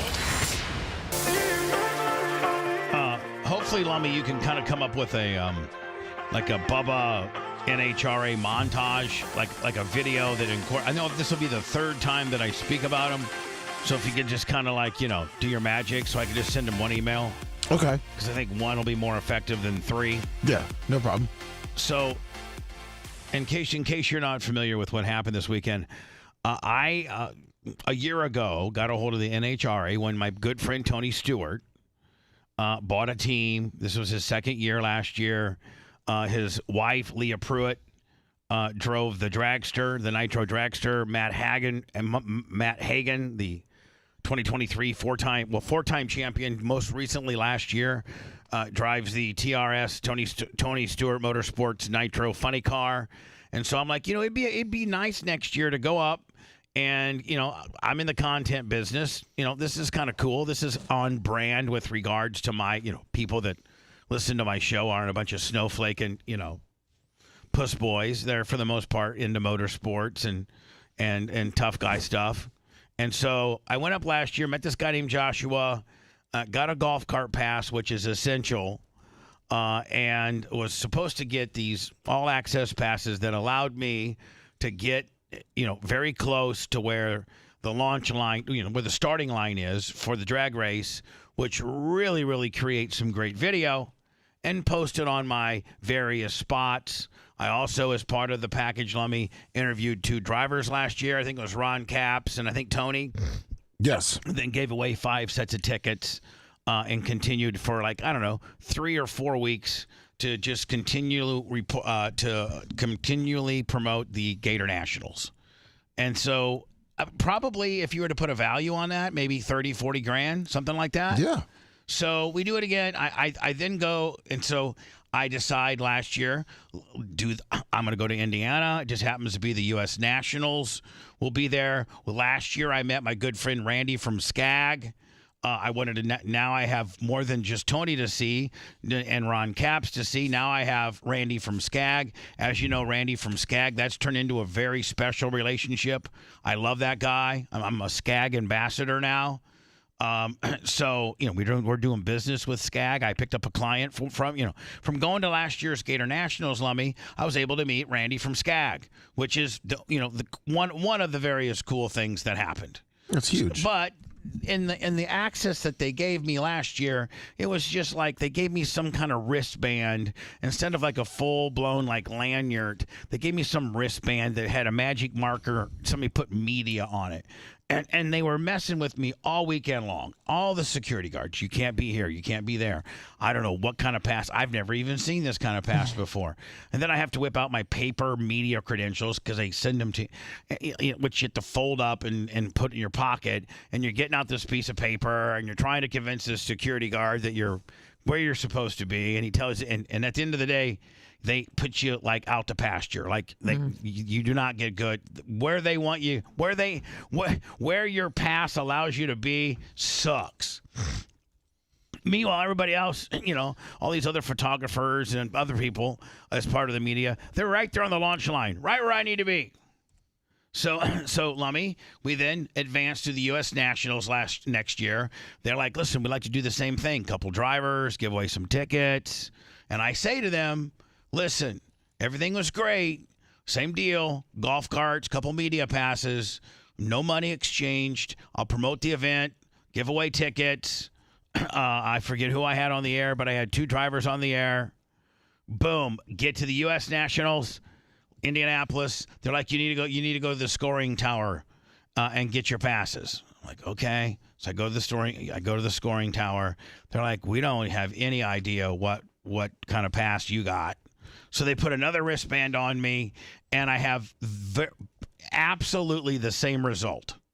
The same result. Jeez. The only way I get to go to the launch line is if Randy from Skag takes me, and he only has, 3 cars or so. So that means I only get to be at the launch line on 3 different times, which you really can't cover and get good footage on. There's a lot of people that want to see John Force, they want to see Brittany Force, they want to see Ron Capps, they want to see, Justin Ashley, they want to see Matt Hagan, they want to see Tony. Yeah. I just can't go have access to the launch line when Randy from Skag, who's one of your largest corporate, partners, takes me up there for the Skag car. I got to see more than the Skag car. So, Lummy, for this year's Gator Nationals, it's now our 3rd event. You requested it. And I mean, even Anna probably has heard me ad nauseum say, listen, don't job me out this year like you have the last couple times. Yep. Get me the right passes, please. And they assured me, no problem. You're sorry about the passes that we've given you, but you're gonna everything you need. So I get there on Friday. I unload my golf cart, and I go to the NHRA trailer. They tell me, you need to go to the tower. Which, Dan, that sucks in itself. Just shoe line it all the way up to the tower. So I go to the tower, and my guy Joshua. The guy who's been to the studio, who's brought drivers to me. He's like, listen, here's your wristbands, and he then shows me the area, and I'm considered a social media content provider. That's what they view me as. They don't realize that I have 5 Florida-based affiliates in the state that your event's being held. Not terrestrially syndicated. also have a very big digital platform as well. But you're treating me like I'm some TikTok bitch, and I'm tired of it. So he gives me these passes, and he shows us this area where, well, the merch crick wore a tank top and no bra, and I told her to. I said, Did she ever get to pick out her own outfits? Well, yeah. Oh, okay. I said, listen, wear a tank top and no bra, and maybe these male-based security guys will let you get some footage that we should be able to get. So that worked until it didn't work. So that was working clear up until Saturday, and she had this big selfie stick because they'd have her like 4 rows back, between, from where she needed to be. She's 5 foot, so she had this, old girl's going to get that shot for you. And so she gets the selfie stick way up in the air so she can get one hell of a shot. So Joshua actually comes to her and says, listen, you can't use your selfie stick. What do you mean you can't use your? It's not like she's in front of the car and like, what kind of rule is that? You can't use your selfie stick, you bunch of Gestapos. And so now here's the other thing. Their number one newest shiny object is what? Tony Stewart. Right.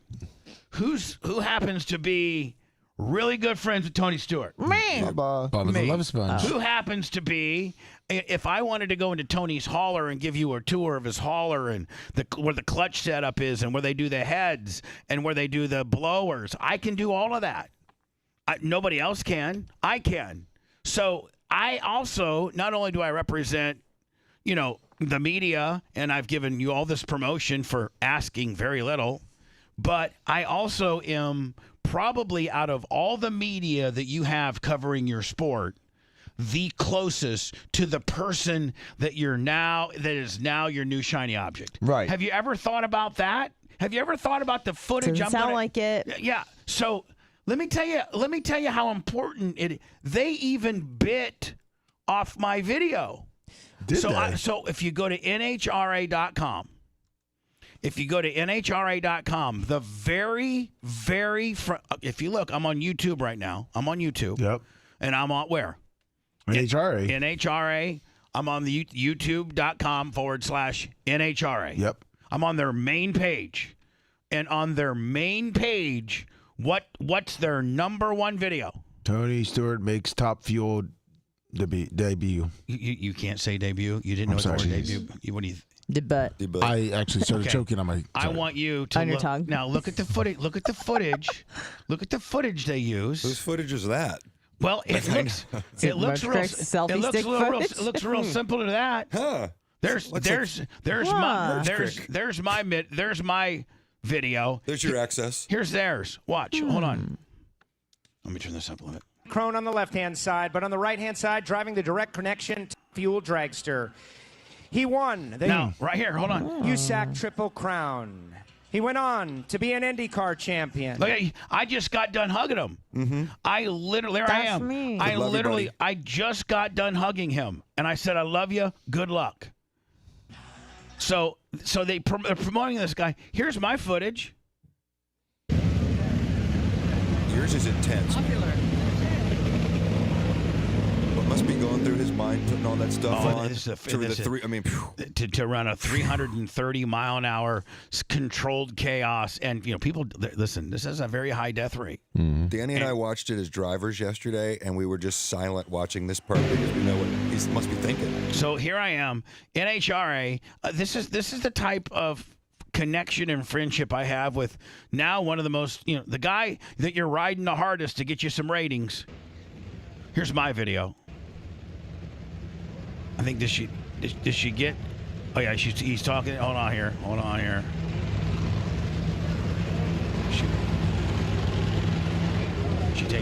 She's not. Merch Crick's not big on editing. She really. But this is cool because you see all it takes to get his fire suit on. I know that guy. Here we go. So this is literally right before he's going in the car. These are the last words that this dude, who is really high up on his team, and then look who he goes to.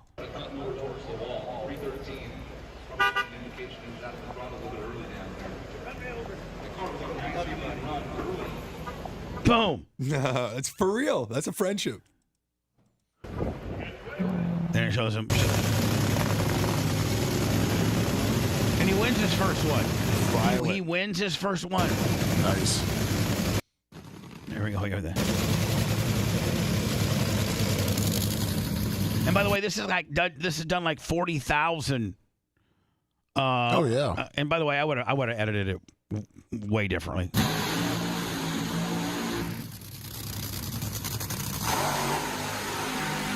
Now this is that wing like 8 feet off the ground. Yeah, the rear oh, yeah, wing. yeah. It looks like people are walking underneath it. It's so high. Oh yeah, it's probably 7. 7 at least. It's probably 7. See, I would have edited all this out and then got him back to about right here. Now this is when they were working with us. Yeah, that's what I was like. I didn't understand your gripe because this seemed like perfect. This should be the access that we get to not just Tony, not just Skag, but everybody. Yeah. Right. Because I'm trying to promote your sport. That's why I thought they were giving it. Well, actually, you did promote it last week and the week before. Yeah, I guess you got what you wanted, and then you throwed me out.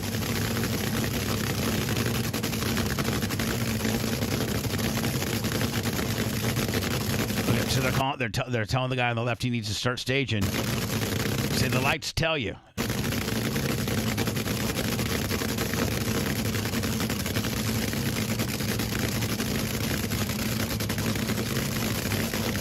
Now he's got a stage. Still staging. Okay, now you're locked in. Can you see that? Yeah. See the Christmas tree light? Now you're locked in. And the other guy's locked in. Oh, I just hit the light perfect, did I not? Yes, you did. Mm-hmm. I just hit the light perfect. Oh yeah, this is crazy. It's nuts.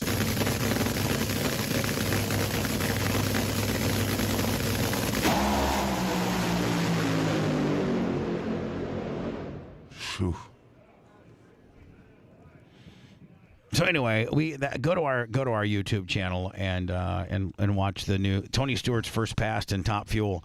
And oddly enough, as much as NHRA wants to be a bunch of dicks to me, they got their top of their video is Tony Stewart makes Top Fuel debut. He won 3 NASCAR Cup Series championships. You watch, he's going to win a championship here, Dan, and he's going to be considered the greatest of all time, having won championships in Indy, USAC, All-Star Sprints, IROC, NASCAR Hall of Famer.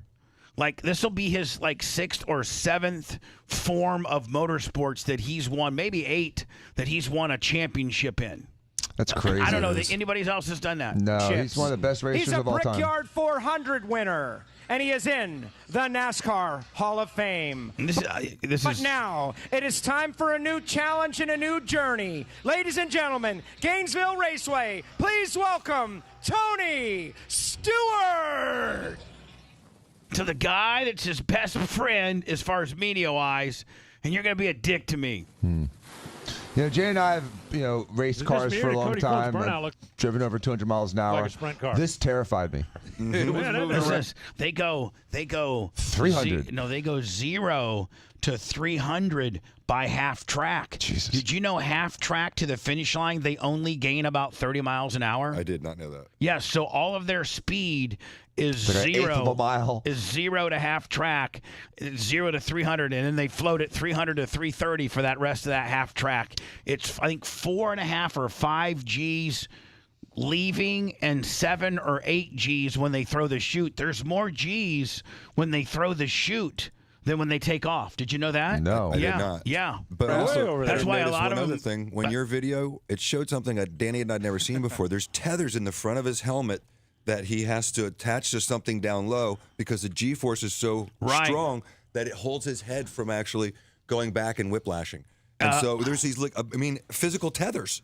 And a lot of Dan. There's a lot. They're supposed to kind of squint their eyes before they throw their chute. I guess they're taught to kind of squint your eyes because there's a lot of detached retina that happens to these guys when they throw the chutes and they hit 6-7 Gs. No, that's how you get detached retina.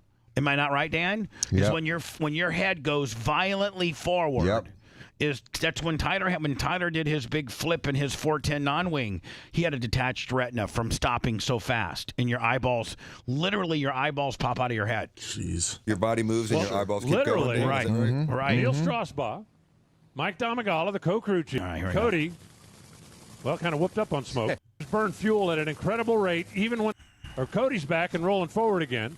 So I bet Tony's hoping his top fuel debut goes as well as Austin Prock's funny. Okay, this is his debut. This is what we just showed you. That's killer. It's their video at the top. It's my video at the top. Until they turn into a bunch of dicks. I just left Saturday night. I'm not even coming back Sunday. Screw y'all. So by right there, they are going 300. Dang. Shut off early, 3.905 at 269. Cody Crone had a cylinder out. Cody Crone. Cylinder out. Let me, am I late? Crazy. No, you're okay. You still got about, I'd say, 10 minutes. I can do the Stormy deal? Yeah. All right. Now, are we working on some Stormy stuff? Yes, we are. All right, cool. Let me see here. I am Stormy Daniels, adult film star, mom, idiot who can't keep her mouth shut. I'm a registered Republican. I make the joke I go both ways. When I met Trump, he had told me he never wanted to be president, but then Trump got the Republican nomination, and that's when got real. All I had to do was sign this piece of paper to keep it quiet. Stormy, did you touchdown, Trump? There was press in our front yard. They're beating on the door. Our daughter answered it, and someone shoved a camera in her face. What the are you doing? I was terrified. People showing up, trying to bring guns in, knives in. You just signed your death warrant. I had just had it. Michael Avenatti, he was the only person even willing to not only help me, but believed me. But let's not forget who her first attorney was. Well, until he stole from you. Do we not forget who his first attorney was? A guy named Keith Davidson. Well, The Keith Davidson? Keith Davidson was her first attorney before she fired him and hired Avenatti. And it was Keith Davidson that cut a deal with the feds to get Michael Cohen. I know all this. But believed me. He has never thought that women like me mattered. That ends now. She has become this symbol of the resistance. She didn't necessarily want to become that. It's not a crusade, and I did not get caught. I am 99% sure that Michael forged my signature. Michael Avenatti betrayed me in every way. You in prison, bitch! Every time I stood up, I got kicked down even harder, and I hit rock bottom. Just wanted to stand up for myself. You never saw my name that didn't say porn star in front of it. Because we're not considered human.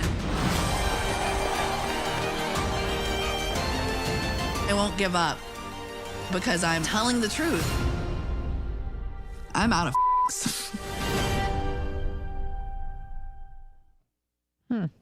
Yeah, I might have some good stuff for that. I got a little addendum. I'm gonna have to get some of my footage and run it by my legal. Well, I mean, we do need to get that, Oh, yeah. Run it by legal. Yeah. We'll pass it off to legal. Yeah. First of all, does anybody believe this? There's no way this is all set up. Because if men are this stupid and are these big of suckers, especially thick, like not nerd boys, rugged men, not like crypto nerds, not like Brian Matroni or anything like that. Yeah, but the videotaping of it's so weird. Like, who's standing around this far away trying to do a voyeuristic... Which screams of fake. Setup. And Florida is a two-party consent law, so they needed his consent to get the audio, by the way. Look at Jay Sniffit right on out. We'll get into it next. This chick says that she's supposedly so hot that she can get guys to buy her $4,000 Chanel bags just by asking, and then stand outside the Tiffany jeweler place and say that she lost her bracelet or her necklace, and have suckers, men, just walk right into the store and buy her another one. What about a $5,000 suite at the Edition? Yeah, exactly. It's the Bubba the Love Sponge Show. Want to listen to the show on demand and on the go? Enlist today at BubbaArmyHQ.com and sign up and start listening. The Bubba the Love Sponge Show will be back after this.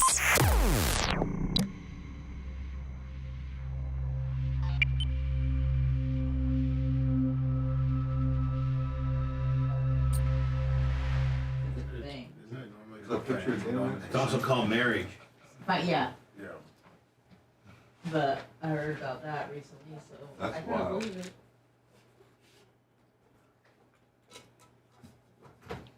it. Even Dr. Dan? Isn't that kind of what Anna Nicole Smith did? Huh? Isn't that kind of what Anna Nicole Smith did?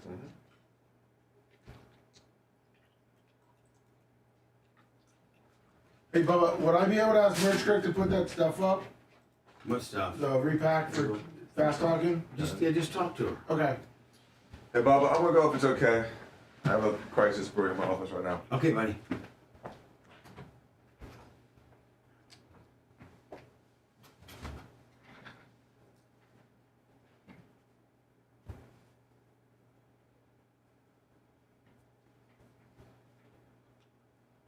What up, Kabuki Jones?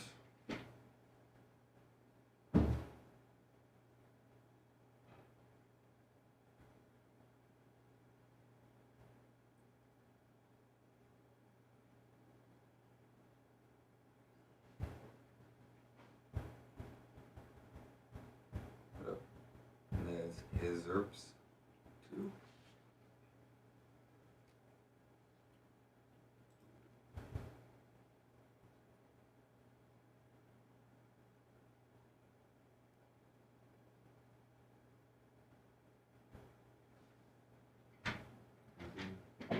Morning, CC Hall.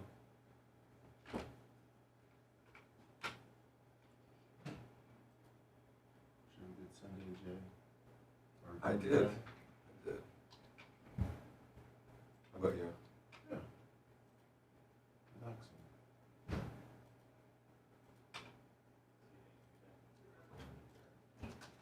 My wife and I have come to the realization that Trey's going to be in the house about another 15 or 16 months and he's going to be in college.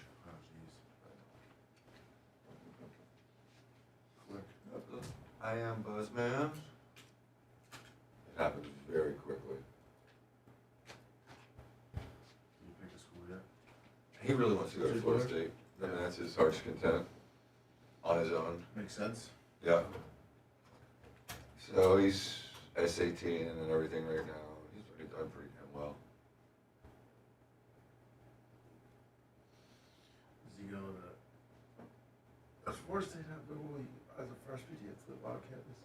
Say again? Does Florida State have the rule that you have to live on campus as a freshman? No, but that was kind of my rule. My mom's side in our house was like, we wanted you to live in dorms your first year, get rid of your car, live the campus life. So, just college, CC Hall. We're not putting them out to the pasture. What up, Jay Bowler?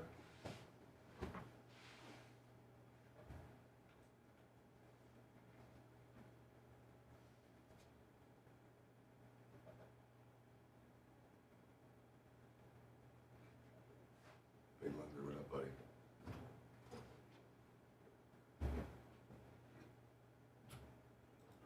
If you've had that surgery, Richard, that is not a fun recovery. Pitty's had it a couple times. How was your weekend? Good. Chilling most of the weekend. Oh, nice.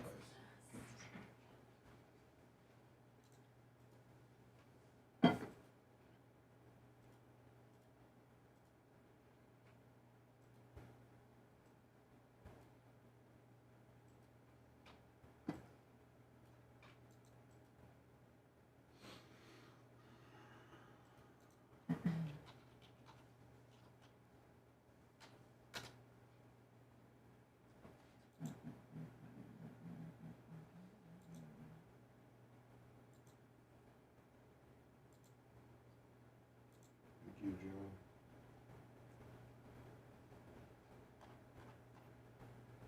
Get a zero gravity chair, Richard, before you do it, and then you'll be more comfortable for the first 3 or 4 weeks after surgery. Laying down flat is super tough.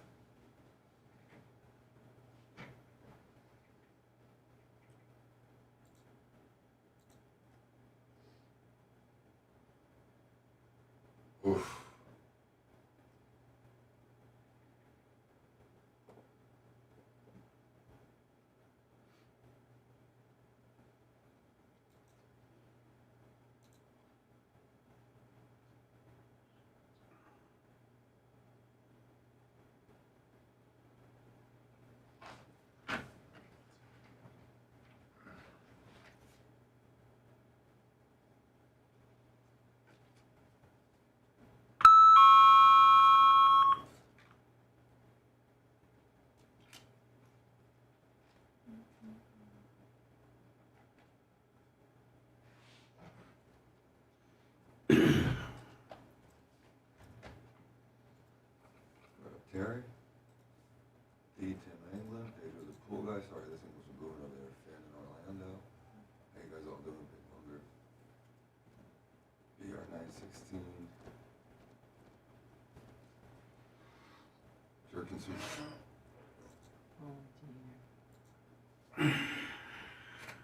I know it's frustrating to watch F1 right now. You're my hero, Group of Lips.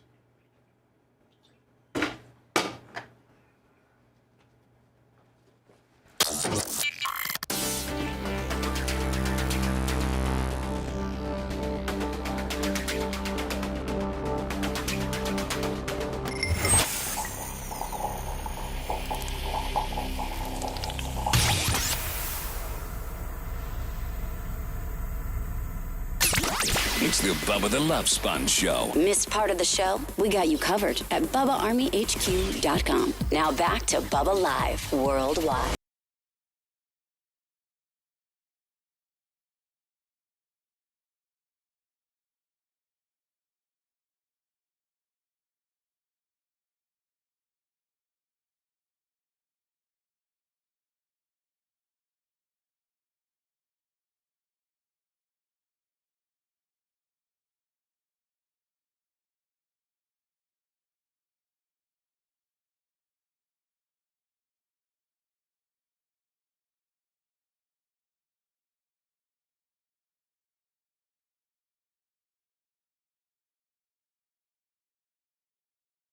Unless they're, Tony or, Hagen or, the Daniel Wilkerson who drives the funny car for Skag.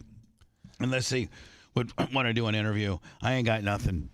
I would have thought you would have had an all-access, all-weekend, go-anywhere pass. That's what I thought you would deserve. I had an all-access, stay behind this line and shut up. The pay-no-mind pass? Yeah.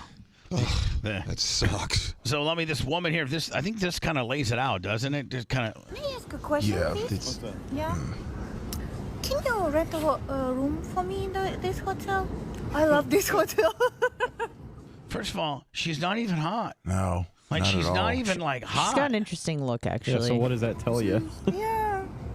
You just got here, though, right? Yeah, I just got here. Yeah, I've never done this before. Really? You're beautiful. So why not? Thank you so much. You're so sweet.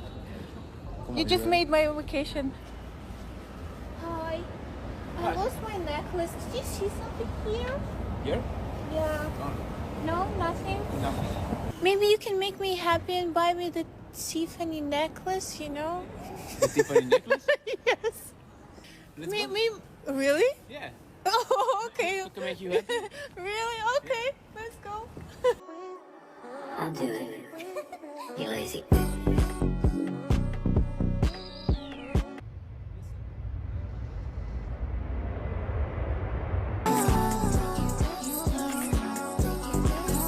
So what does she just stand by like the local FBO? It's basically just panhandling. Exactly. And it's a high-powered, what's it called, hitchhiking. And high-priced hitchhiking. Here's the deal, man. I think all of that is for clickbait. Like I don't think any of that's real. Everyone gave their consent. They had to. Yeah, they had to. I think there's an element that's real.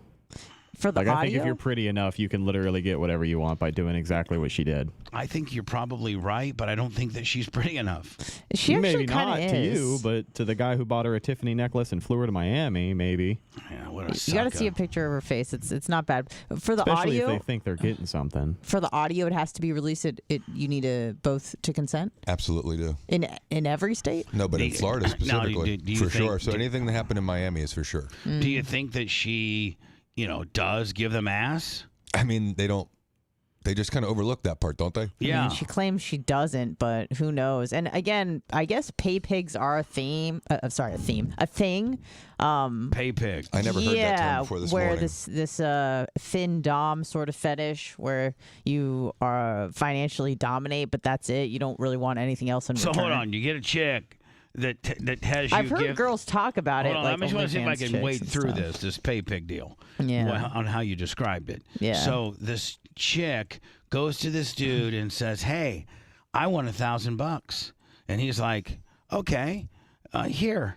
And there's no ass or Meet me in my hotel room, or the context is important. Usually, a pay pig comes about if a girl is, I guess, has an online reputation or is known for accepting money from people. So OnlyFans girls, Twitch streamers, stuff like that is where you'll see that happen most often. We used to just call that a sugar daddy. They don't get it. I mean, no, but do they get any ass? Online? No. If it's some guy online who's just donating money to his favorite streamer girl and that's all they want to do, then normally no. Then he's considered a pay pig. He's considered a sucker. Eric Gill 25 on the Cash App. Right? I mean, yes. But is there, but is people there are such a into thing? some weird sexual or not sexual things. I mean, But how can you understand that, right? How could you become aroused to the point of having an orgasm if the stimulant was for me to PayPal you $2,000? That's it. That's it. No, but just because you don't understand or that's not how you're aroused doesn't mean that's not how other people are aroused. No, I know. You know. So what I'm saying is there are people that are wired that act in itself, what I just said, would stimulate you enough to get you turned on. Yeah, I knew a you- guy who would do that. Me sending Was he paying you? No, I wish. Me sending, no, I don't wish. And the pay pig deal is where guy X or person X sends person Y money with no physical contact. Correct. None. Yeah, Now- kind of like how we do. Well, Eric Gill We're 40 on the providing Cash content, App. though. Yeah, we're No, you're providing right. content. Jesus God. So, Lummy, I guess, is this the article that will show us the video of the best and the worst moments of the Oscars from a naked John Cena to Yes, I to think if you click on it. Barbenheimer Yeah, you gotta and, scroll down. Yeah. I'm sorry, and more? Yeah, you got to scroll down a little bit. It should be. All right. Here we go. And this is Oppenheimer Yep. winning Best Picture. We probably don't need to see that, right? I mean, Probably not. Do we? I Or mean- do we? I guess I was. Is this Joe Pesci? Is that Al Pacino? Al Pacino. I guess He actually looks good for 83. I guess Al Pacino didn't even read the nominees or something. Hold on. And may I see Oppenheimer? What? Yes. Yes. Emma Thomas, Charles Grodin. He didn't read anything. He just blurted it out. Yeah. He didn't say, like, so the best picture of the year is. No, he didn't say. He's 106. Give him a break. He didn't say the best picture of the 2024 Oscars and the nominees are blah blah blah. Then they sometimes have like a little, like a little excerpt, blah blah blah, and they have like a little excerpt, blah blah blah, and Oppenheimer. He just tore open the envelope and just said Oppenheimer. Listen, that's what he did. Listen. And may I see Oppenheimer? Yes. Well, I don't know what happened right before that. What were those words before the word Oppenheimer? Maybe he introed it before. I don't He know. even said, "What just happened?" He did, didn't he? Yeah. I've not watched Oppenheimer. Everybody haven't either. raves about it. What's it about? It's about the nuclear Atomic bomb. bomb. Yeah. Oh, I could care less. You don't care about the Manhattan Project? I Do do. you care about Campbell's Soup? I feel as if the Manhattan Project was successful, and I'm all for it.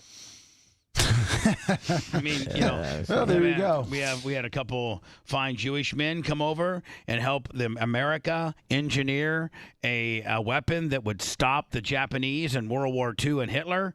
And yeah, I'm all for that.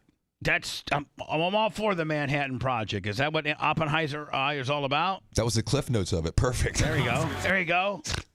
Couple exiled Jewish men, very smart. Went out to Area 51 and developed a bomb that ended the war. Yeah, that's great. God bless America. God bless the two dudes that helped the two Jewish guys. German guys. Was it German guys or were they Jewish? I believe they were German. I thought they were Jewish. Well, are you talking about Albert Einstein, who was a German Jew? No, I was 'Cause talking he didn't about- develop it, but he I was tipped talking Americans about- off that the Germans are working on this. I was talking about, I thought a couple of the head level Oppenheimer? engineers for the Manhattan Project were had escaped Germany. I think Oppenheimer was he was an American guy, right? Was he the American? He was born in New York City. He was born into a non-observant Jewish family. Yeah, he was born to a Jewish family. Yep. Okay, great. So you're There you right, go. I got right again, half Bubba. right. Right again, Bubba. Maybe he had a couple Jewish assistants too. Yeah. Sure. I think any of us who make movies know that you kind of dream of this moment. You know you do, right? I could deny it, but I have been dreaming about this moment for so long.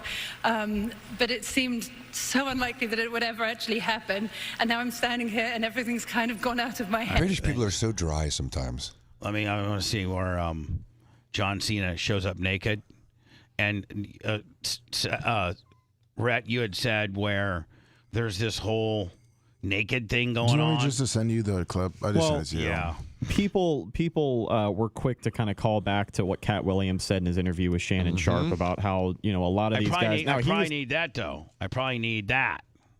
I don't know. All right, hold on here. Is this all of it? Yeah. For a second. All right, so please get us up to speed on what Cat Williams said on the Shay. Is it the Shay Shay? Yep. Yeah, Club Shay Shay. Club Shay Shay. Club Shay Shay is Shannon Sharp, former Denver Bronco, and was he Baltimore Ravens? Tight end, Hall of Famer, just a great guy, a great broadcaster, a great content provider. He's got a podcast called Club Shay Shay that's very successful. He does mornings with Stephen A. Smith and on ESPN. He's just been very successful. And he has a very, very popular podcast. He had Cat Williams, the comedian, who I love. Yep. He had him on. What was it last week, Rhett? No, it was in January. About 3 or 4 weeks ago. Yeah. Okay. It was months ago. And what did about 3 or 4 what weeks did ago. Cat Williams 61 million views. intimate? What did he say? Now, in the context, he was talking mostly about black men in Hollywood, but he had brought up the public humiliation ritual that I guess they have a lot of people do in Hollywood. And, he had talked about how you'll never see him in a movie dressed as a female or completely naked. And meanwhile, you'll see it happen for some of these other guys if they want to end up getting famous. So a lot of people were drawing comparisons when this happened. And now a lot of people are expecting John Cena to be one of the bigger names in Hollywood over the next year or two. We could bring back, because remember when Hogan, years ago. Yeah, we posted. It's on our shorts. Yeah, he talked about wanting to get into Hollywood and how they asked him to do this and that. And And he, isn't this along the lines of what Cat Williams? It's kind of along the lines of what Hogan was saying, was it not? Yes. The problem with Hogan is you got 60% of the people that say everything Hogan says is a lie. So, well, I mean, but this kind of aligns with what Cat Williams is saying. Right. Oh yeah, of course. And potentially now, so John Cena shows up on the Oscar stage last night. Was he a presenter? Best costume design presenter. Yeah. Yep. Right. So, and is his dong hanging out? No, he has something covering it. Covering it with the envelope. Yeah. And then when the lights went dark, when they showed the video package, they ran on stage and they threw a sheet on him. Almost like a bed sheet is what it looked like. And a lot of people are saying this just isn't a rib, or this just isn't a, whatever, that this is John Cena's way of breaking into Hollywood, and the conspiracy theories and conspiracy theorists are saying that now watch, because Cena did something so sexually emasculating. Yeah, they're going to emasculate men by putting them in dresses or making them naked or making them less. Let's not than forget what they Hogan did Mr. Nanny and some of those. Right, Suburban Commando. And at the same time, Dwayne the Rock just did a commercial in a dress, just like Cat Williams talks about. Let me find me the Hogan this week. Find me the Hogan short if you could. Okay. Okay. This week. Excuse me for a second. Playing a woman. What's going on? You're supposed to run across the stage. I changed my mind. I don't want to do the streaker bit anymore. What do you mean you don't want to do the streaker bit anymore? We're doing it. I just don't feel right about it, man. It's an elegant event. Honestly, you should feel shame right now for suggesting such a tasteless idea. It's supposed to be funny. The male body is not a joke. Mine is. No, it's not. You wrestle naked. Why not? Dude, I don't wrestle naked. I wrestle in jorts. Jorts are worse than naked. That's actually pretty funny. That's actually funny. You're really not going to do this? Fine, just give out the award then. God. or worst.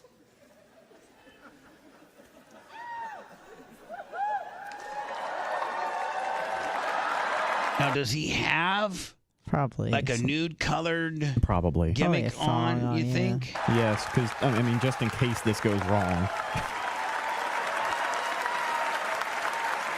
Boy, Dan. I don't think he's done any steroids. Dan would Absolutely, he has. Dan Jay's would sign up for this bit.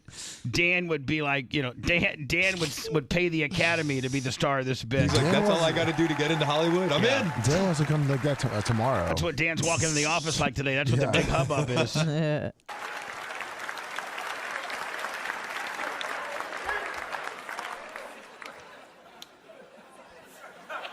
Costumes.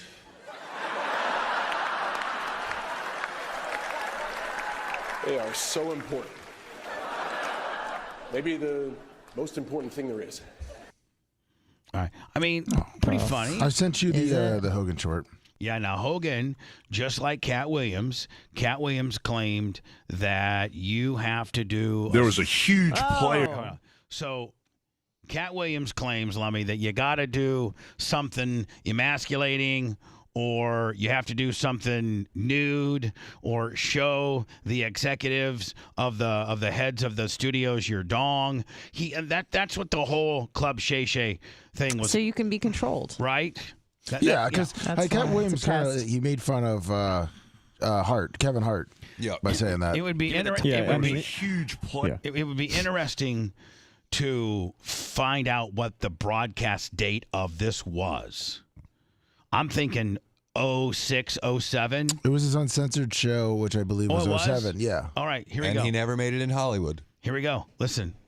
There was a huge player out in Hollywood, like they've got all these heads of the studios, Paramount and Universal and MGM and United Artists. And sometimes, like if John Wayne or The Rock get the push, it's all business. And then sometimes they wanted to kind of like take you under their wings. So I had made several of these little low-budget movies with New Line Cinema, Suburban Commando, Mr. and Annie, No Holds Barred. Made them for $2-3 million. And then they made like $20-30 million overseas. Back in the day, that was a lot of money. And all of a sudden, this big movie producer, he kind of like fell in love with me. And I was deaf, dumb, and blind, and I was going there trying to get the Hollywood break. And all of a sudden, I showed up late one time to a screening. He pulled me in the back room, and he goes, "Hey, what's wrong with you? How come you disrespect me? You're my boy now. Are you going to do what I say?" But it was heavier than that, bro. I mean, he was wanting me to get down and dirty with him. When I put the brakes on it, I said, "Brother, that's not my deal. Not into the strictly dickly stuff. Thank you very much, brother, but I'm going back to professional wrestling." That was pretty much it for me. And I was healthy. I was young. Stallone, Arnold, everybody was rocking with the action stuff. I could have had that opportunity, but that wasn't my deal. There was a huge... Wow. Hogan. That's a complete confirmation of what he saw. 'Cause essentially, he says there's an Illuminati. There's a group of people within Hollywood that control who is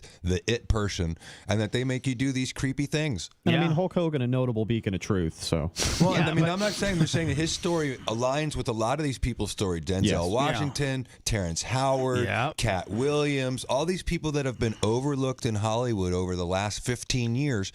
Cat Williams went as far as saying that Weinstein offered to, I don't know, how do you say that on terrestrial radio? Mouth hugs? Yeah, mouth hugs, and that he declined because that was the way to get a role, and the next guy in he claimed was Kevin Hart, who got the role. And again, it also just matches the timing that more stuff like this is coming out. There's actually a documentary about Dan Schneider, who is the head of one of the production companies for the live action shows over at Nickelodeon. He's a weirdo. He's a creep. People Monique have been saying it for 15 years, but over the last 2 or 3 years, there's been a lot more that came out. And so there's a documentary going to be dropping on that, I believe, later this year. Did you hear that guy call out Matt Rife? Yeah. Yeah. I mean, I don't know if that's true or not, but that was pretty crazy allegations. He's claiming to sue him right now. So Before I was out the door, he was on his hands. I want to see what he does, because he's hired one of... He's hired one of the best law firms to look into that. We'll see what happens. Yep. Is that 37, Lummy? Yeah. Perfect. Yes, this is a daily telethon. We got to keep the lights on somehow. So don't forget PayPal, Cash App, and Venmo. All at BubbaArmyHQ.com. Bubba the Love Sponge. We'll be back after this.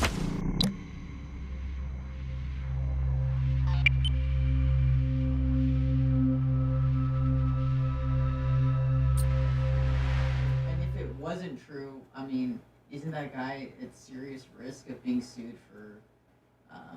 If you think of it in the context of the Jerry Falwell case, where in Hustler magazine they said Jerry Falwell's mom slept with, it was a bestiality in an outhouse, and it was determined to be parody. So if he's saying this is clearly a joke, then it's fine. If it's not parody, if it is statement of fact, then it's actionable. And so if he's got law firms looking into it right now, he's got a real exposure. If you claim someone does something like that without any factual basis, you're in trouble. Big time. So you're saying his only defense is to say it was a parody? Or truth is an absolute defense. That's what so I'm there's saying. either That's truth to it. That's what I'm saying. But in order it's for not Matt true. Rife to sue, he has to prove the negative. He has to prove it didn't happen. It's a very weird standard. It's a hard thing. Well, not really. If you could prove it. How can you prove? Well, if he's making a specific allegation of a specific person at a specific date, and you have these people come out and say, that's not true. None of that happened. I mean, they could be lying too, but. But that's how you just have to prove the difference, the truth of it. Like, for example, if someone said you committed a crime on January 14th, and you could prove it didn't happen, then you could sue them for defamation, even though you're a public figure. And if one detail was wrong, so for example, you said I did something on January 14th, but I did it on January 15th, then you could be like, well, that guy's lying, right? Well, that's kind of a different little nuance. It's all still the same thing. They got the date wrong. They're making the allegation of criminality. So, yeah, defamation is not absolute. You got to be very careful. Shit. He's got like the best law firm looking into it. What law firm is that? I'm almost positive it's the same firm that represented Hogan. Because I was like, whoa, I was not expecting that.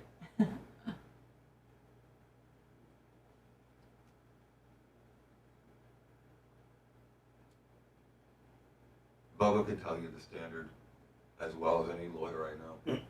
And I feel like all this stuff with fellatio and sex and everything, I feel like it's not even about like the sex, it's about like the control. Like, Right. Oh, yeah, the Cat Williams stuff. yeah, For sure. we'll blackmail you. Yeah. We want to control you. We'll tell everyone what you did if you don't follow suit. So, just after he said that about women in dresses, there's like a T-Mobile commercial or some kind of commercial that The Rock did. And he puts on wig, does a female, the whole thing. I was like thinking, what? Yeah. I'd never heard of that other comedian guy. He said he was I think it's clickbait, exactly. It's just. I'm just like, but why would you put yourself in that position if you're just fucking around? Like, just calling someone out? Try to get fame? I Can't mean, you we're get talking about him. sued and shit? I don't know. Depends how he said the specific allegations. Okay. Really, have you actually heard it? I've heard his commentary on it. I haven't heard the specific Actual allegation. calling out? I mean, because it's a pretty specific. It was very specific. So, and I don't believe he was saying it like in terms of this is a joke. I think he was making it in terms of like he's telling the truth. What he was explaining was why he wasn't as successful as he could have been, and why Matt Rife was way more successful than he was. Because he's like, I was a relatively successful comedian. But if me and Matt were in the same room with the same execs, and they said, all right. He told the Cat Williams story is what he's told. And the same story that Cat Williams told about Kevin Hart, how we were both in there for the same role, and they tried to do something to me, and I left, and then Kevin Hart got the role.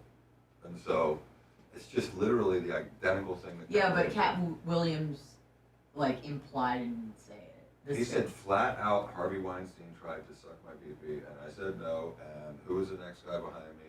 He said it was Kevin Hart, who got the role. And I said, is that the same as claiming, is outright saying? He's giving a specific day, he's giving a specific, I mean, and Kevin Hart hasn't sued him. No action, no legal action.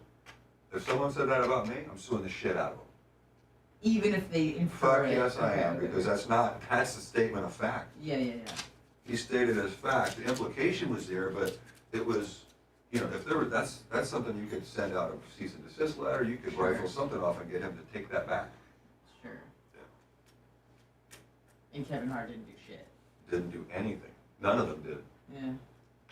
None of them did. And then Monique did an expose, and she talked all kinds of things about Tyler Perry, Oprah Winfrey, and none of them have rifled off any letters. It's like, why fuck with them already? Because Monique got an Academy Award for Precious, and she did that role for like $60,000. The guy was an indie film, and he's like, I know this is the one. This is the one. She's like, okay, I'll do it.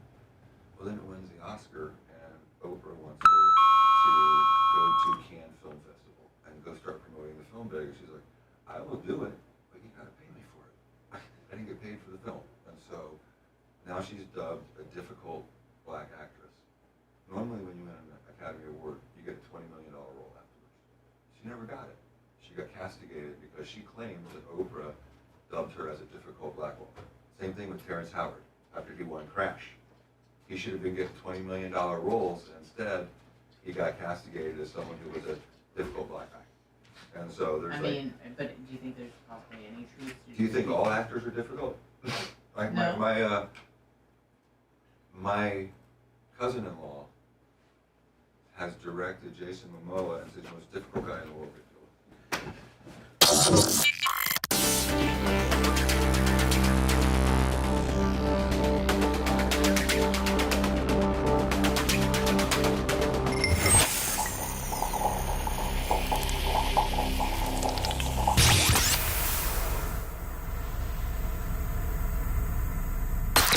You're listening to the Bubba the Love Sponge Show. Were you sleeping in and missed the first hour of the show? Don't worry. It's all at BubbaArmyHQ.com. Now back to the Bubba the Love Sponge Show. PayPal, Venmo, Cash App, all at the Bubba Army. Go to our YouTube channel and sign up to see some of our cool-ass videos we put up there. We're approaching 110,000 on that, which is pretty cool. So, Anna, you sent this earlier, and then we kind of mentioned it before we went into words, and that is the Matt, is it Rife? Yes. Yeah, the Matt Rife. He's a comedian. Correct. And blew up on the scene about last summer, I'd say. No pun intended. But he is exploring legal options potentially for defamation of character, slander, malice, all of that, based on an allegation that a lesser-known comedian has made. Correct? Correct. And so is this? He does say some suggestive words, so just let him know. Right here? You can't train slow. Not that guy. That guy's cool. The key to maximizing performance. It looks like that comedian. What's his name? Nima Yanamini. Yes. I guess it looked like he came out and said that it was all just parody. Oh, for real? Amid a lawsuit, he said it was kind of just joking around. So just like I said, how can you joke about? Well, in what context did he say it? Well, you want to watch it? Yeah, we'll watch it. But I mean, am I gonna have to dump it out? Probably. Yeah, I think at the end. The dark side of Hollywood is finally being exposed. Again, we just played the Hogan stuff, right? Yeah. I mean, we literally just played the Hogan stuff, the dark side of Hollywood. Huge player out in Hollywood, like they've got all these heads of the studios, Paramount and Universal and MGM and United Artists. And sometimes, like if John Wayne or The Rock get the push, it's all business. And then sometimes they wanted to kind of like take you under their wings. So I had made several of these little low-budget movies with New Line Cinema, Suburban Commando, Mr. Nanny, No Holds Barred. Made them for $2-3 million. I mean, we could almost rebrand this in the midst of the Cat Williams and this deal. We could almost re-release this. You know what I'm saying? Yeah, Hollywood Exposed. It's more topical now than it was then. Dollars, and then they made like $20-30 million overseas. Back in the day, that was a lot of money. And all of a sudden, this big movie producer, he kind of like fell in love with me. And I was deaf, dumb, and blind, and I was going there trying to get the Hollywood break. And all of a sudden, I showed up late one time to a screening. He pulled me in the back room, and he goes, "Hey, what's wrong with you? How come you disrespect me? You're my boy now. Are you going to do what I say?" But it was heavier than that, bro. I mean, he was wanting me to get down and dirty with this guy. When Hogan told me the story in private, like this guy wanted full-blown sexual relations with Hogan. Wow. When I put the brakes on it, I said, "Brother, that's not my deal. Not into the strictly dickly stuff. Thank you very much, brother, but I'm going back to professional wrestling." That was pretty much it for me. And I was healthy. I was young. Stallone, Arnold, everybody was rocking. I mean, Hogan was as big as both of those guys, He right? sure was. With the action stuff, I could have had that opportunity, but that wasn't my deal. There was a huge player out in Hollywood, like they've got. So let's re-release that if we can. Okay. In the midst of all this. All right. Thanks to one of the true kings of comedy, Cat Williams. Before I became wealthy in business, I actually had a somewhat successful career in stand-up comedy. I was on the way up. I was invited to a meeting with some Hollywood executives along with some now famous comedian, and we were offered the chance for a deal at Online Stardom. But the only way to receive the contract was by the execs off. So I had to. I think there's one more thing at the end you have to worry about, but he talks about fellatio here. Correct. And he used a word that I cannot use on the air, so I had to beep it out. It's a word that you put in front of off. It starts with an S. Thank you. I immediately got up and walked to the door.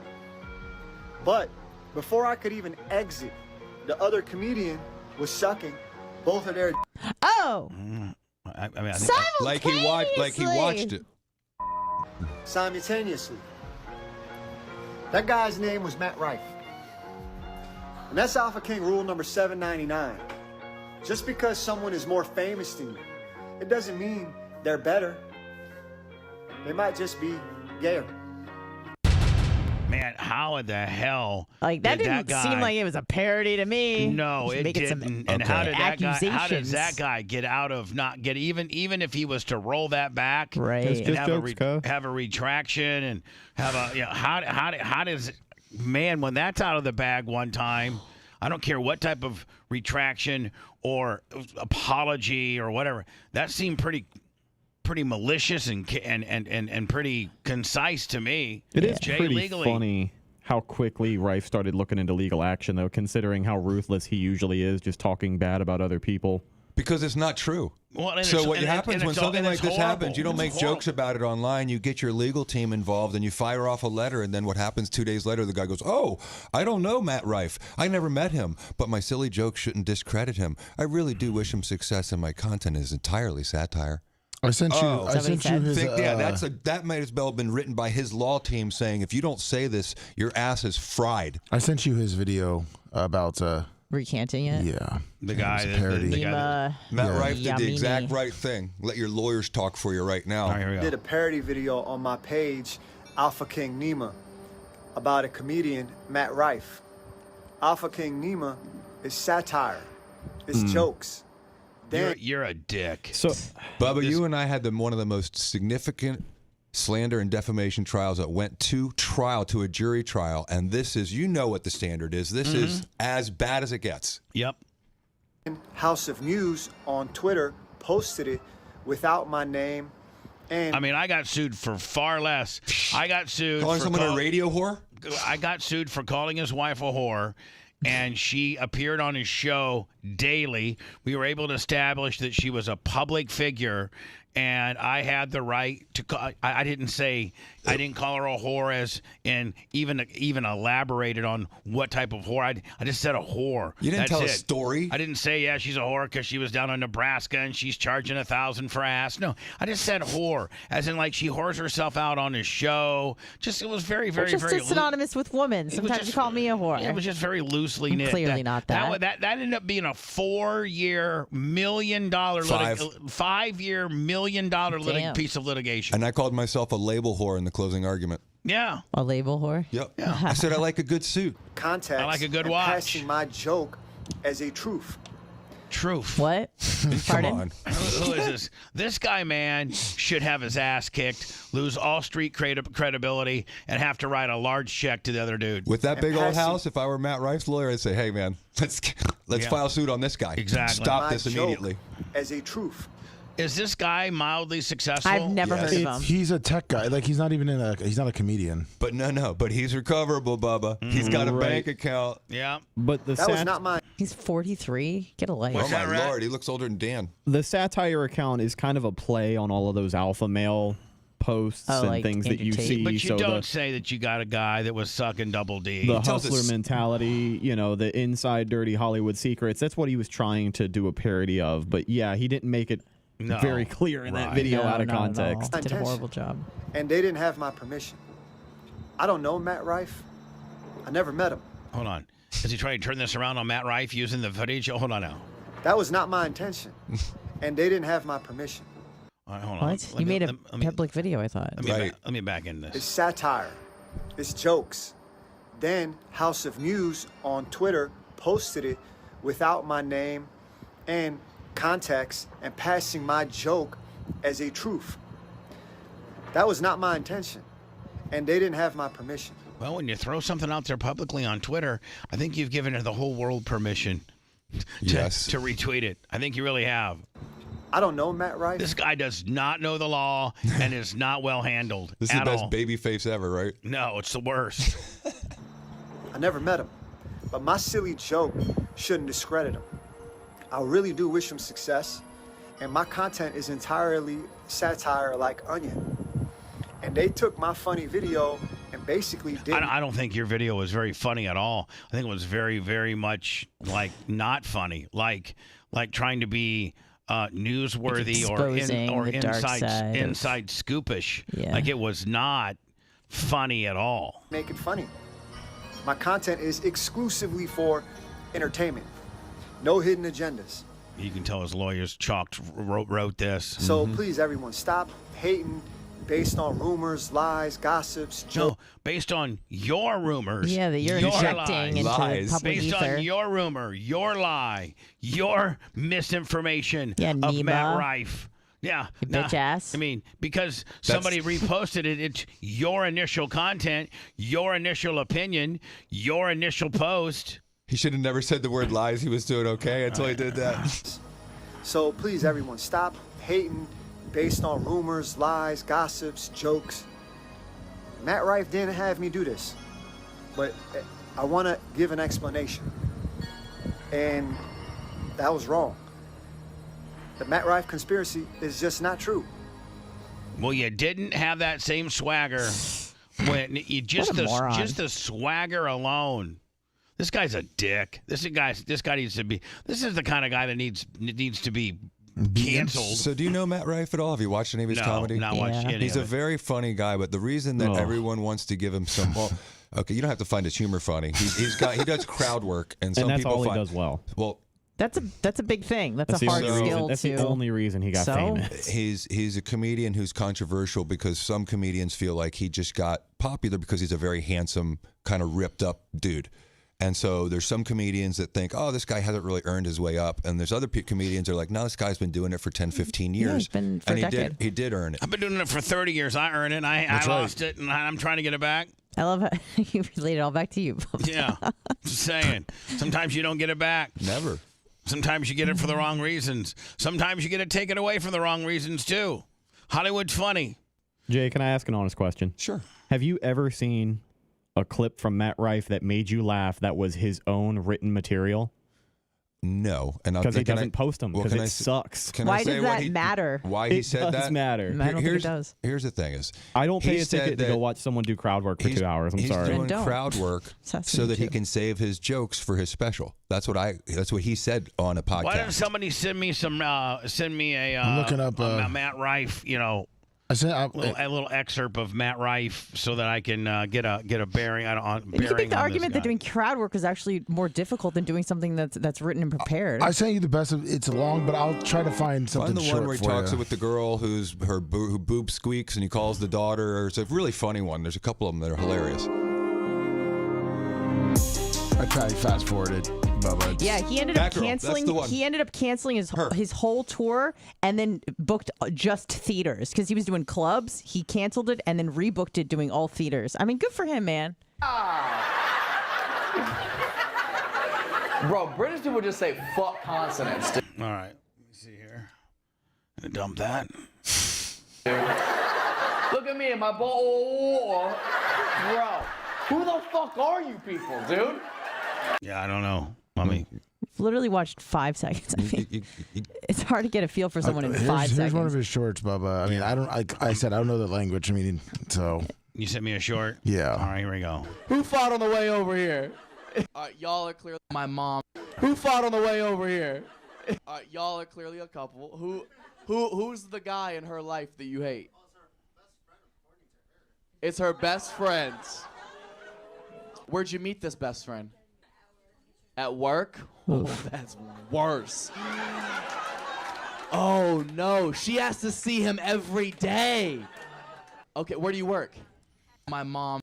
My mom, she still really doesn't understand. When I told her, like, hey, has he got pink things are lipstick going on? really well. I want to make sure you're taken care of. No, he just got plastic I want surgery. to get you a house. Why are you hating on him so bad? I'm not hating on him. Not It's just you, Red. I'm not hating on him. It's just that doesn't he Are look you like not being a little extra defensive of him, maybe? No, I mean, he's pretty successful, hold Red. on. I mean, I'm just asking, does it look like he's had some... Yes. His resume speaks for itself. I'm not denying his success. I'm just saying he's not funny. Okay. Lucky, thank you so much. Whatever. 9 days go by, right? I get a call. I mean, it looks like he's doing his makeup like a girl.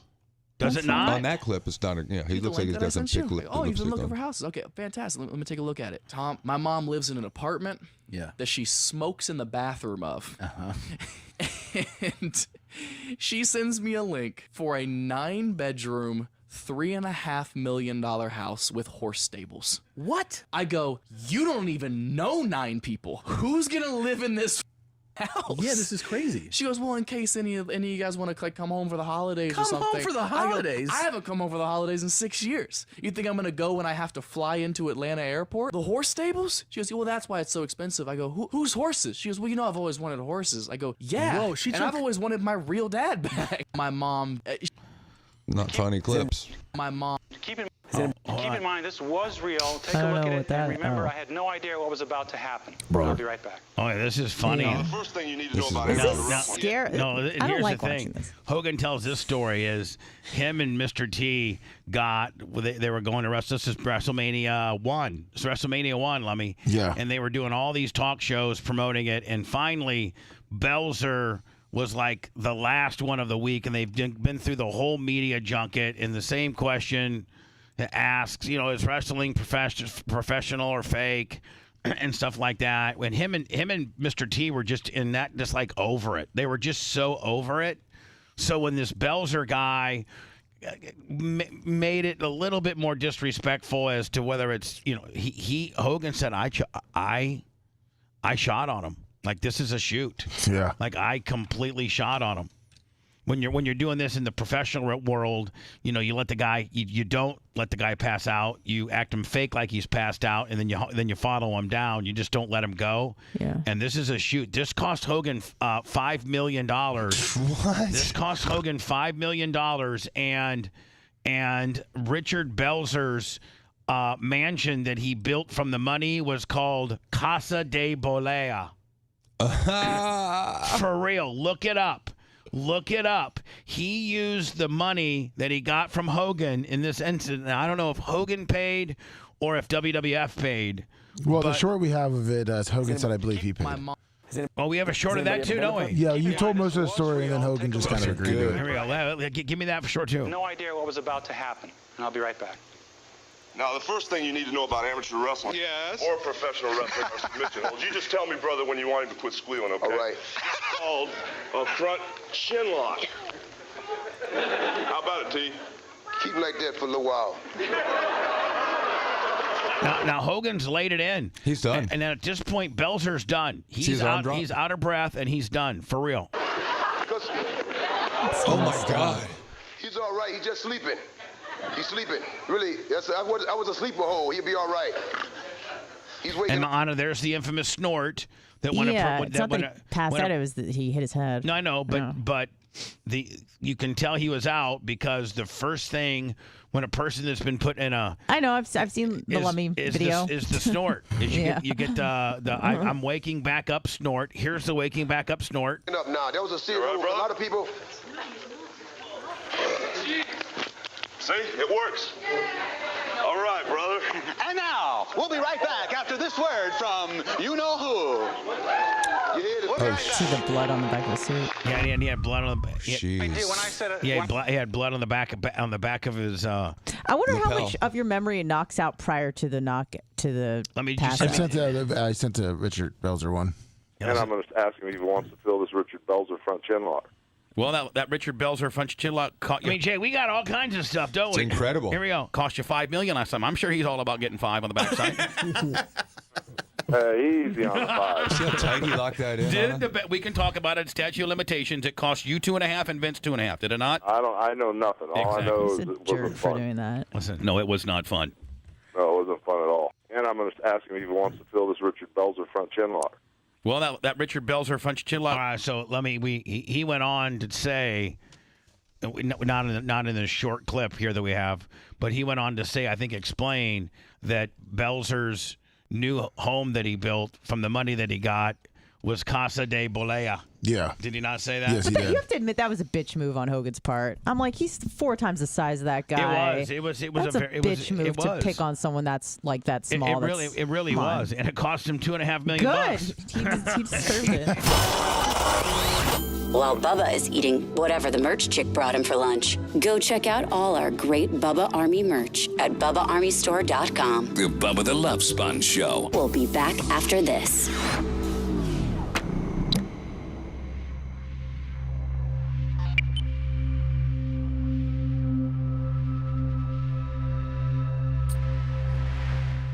If you look at the way he had his video, I mean, he fucking had him so. I mean, it wasn't. And then he's suspending his entire weight. I'm like, can I do that in jiu-jitsu? Like when you let somebody go like that, I mean, he was holding his whole weight. He knew it. He just goes like that. He went under his neck like this. Like, look at me real quick. He goes like this, and then he put his hand like this. Yeah. Oh, it's like a like that. front rear like naked literally, choke. yes. Hmm. So he was like, they were so locked in. So Oh, that's like a Darce choke. So if you look at that, I mean, he literally had him so. I mean, he's holding him, and then he just goes. That's. I mean, that's. I should try that in jiu-jitsu. You should on the front. You see how that Yeah, works? yeah. Just don't try it on Now I'm Danny. just trying to think how I could get into that position.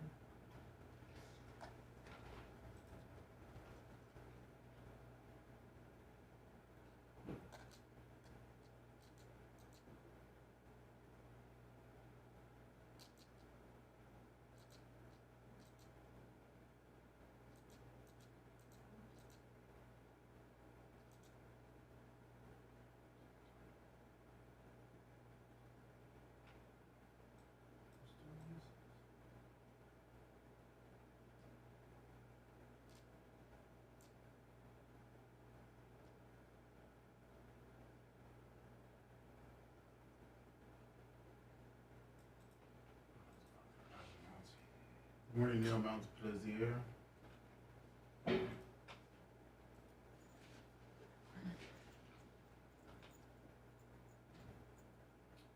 So if you don't know Jake, he hard 7 months, 7. But I'm hungry. I am hungry. All that fiber didn't fill you up? No. It's only I've had in 16 hours. Do you have a busy day today after? After the show, I'm gonna eat. No, I mean after the show in general. Do you have a lot of stuff to do, I don't know or what can you I'm go to gonna- I got sleep stuff and to pass do. out? I do have stuff to do.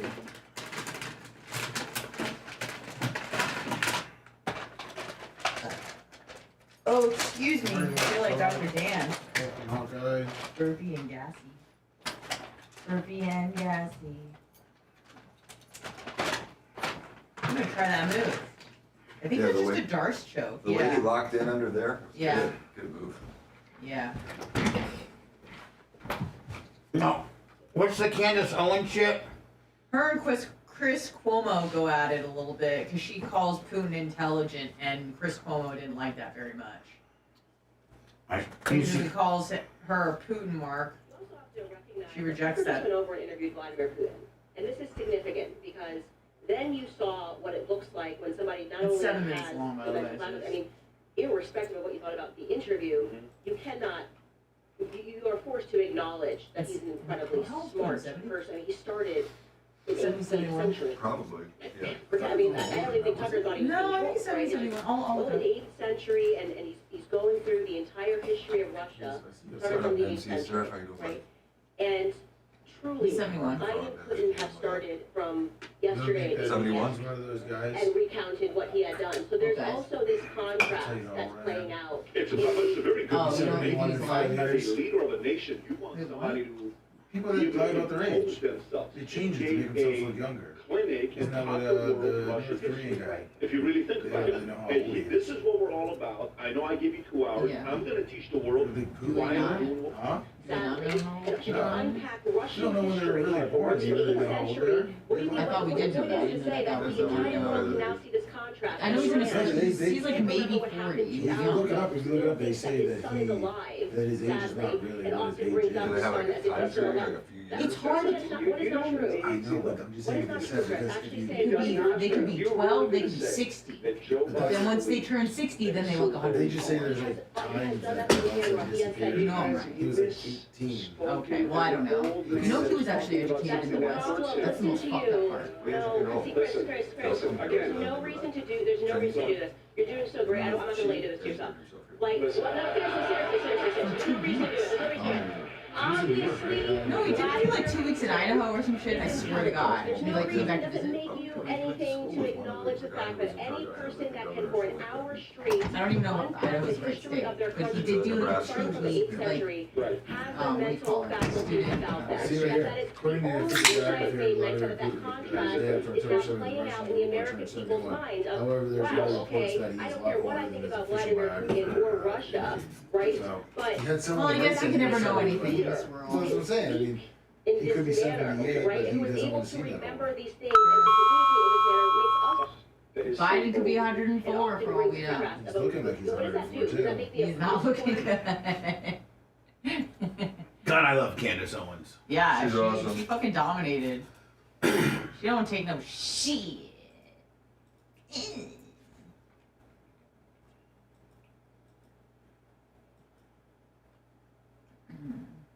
But Putin does look about 70. Granted, he could be having lots of plastic surgery. I feel like Russians don't age that well. His little bobblehead.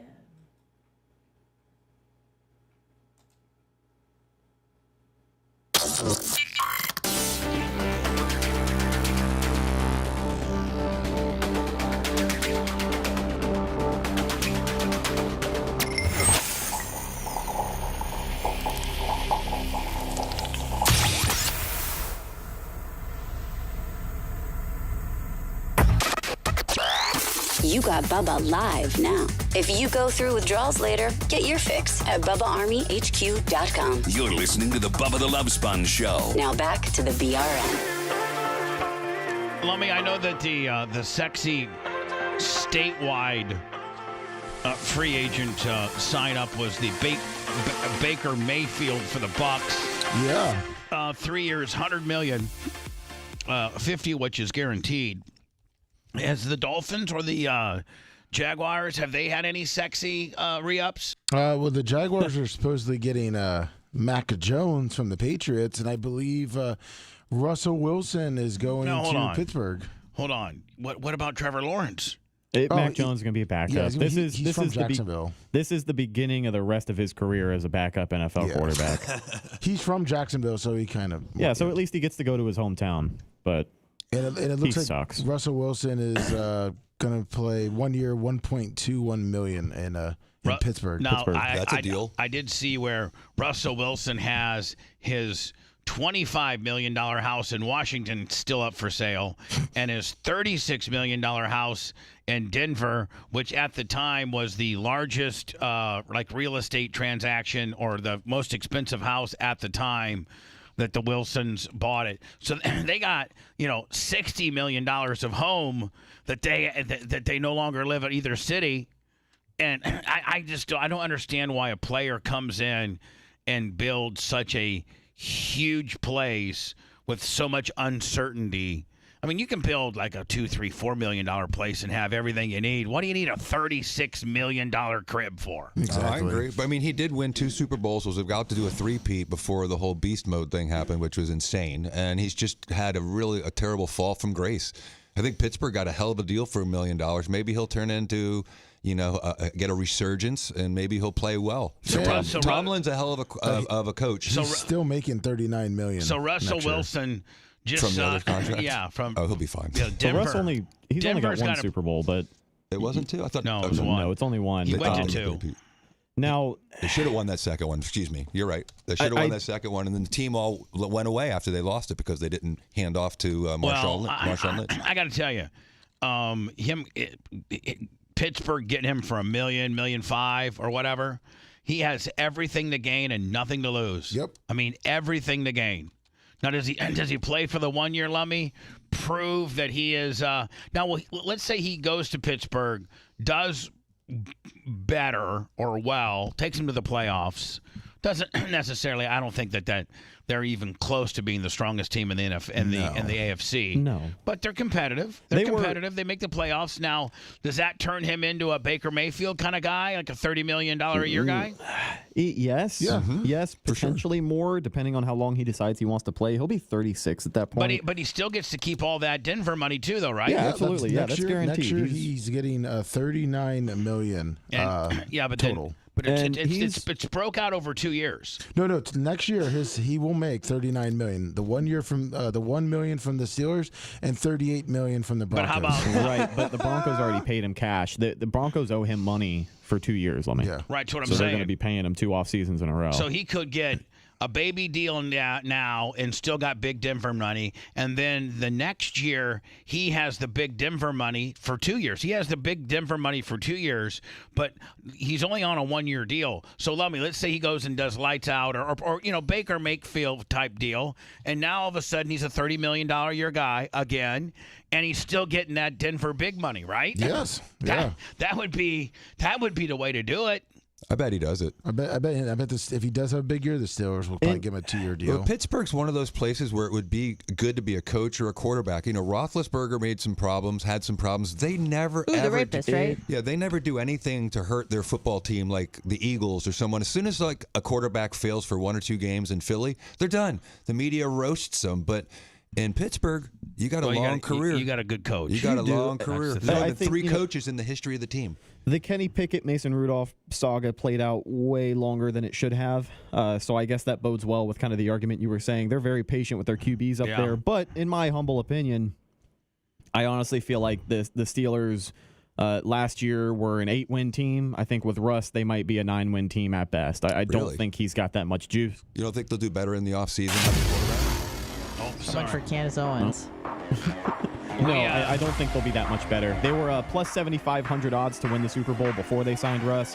After they signed him, they are plus 7,500 odds to win the Super Bowl. We'll do a podcast with me, Seth, Lana. Yeah,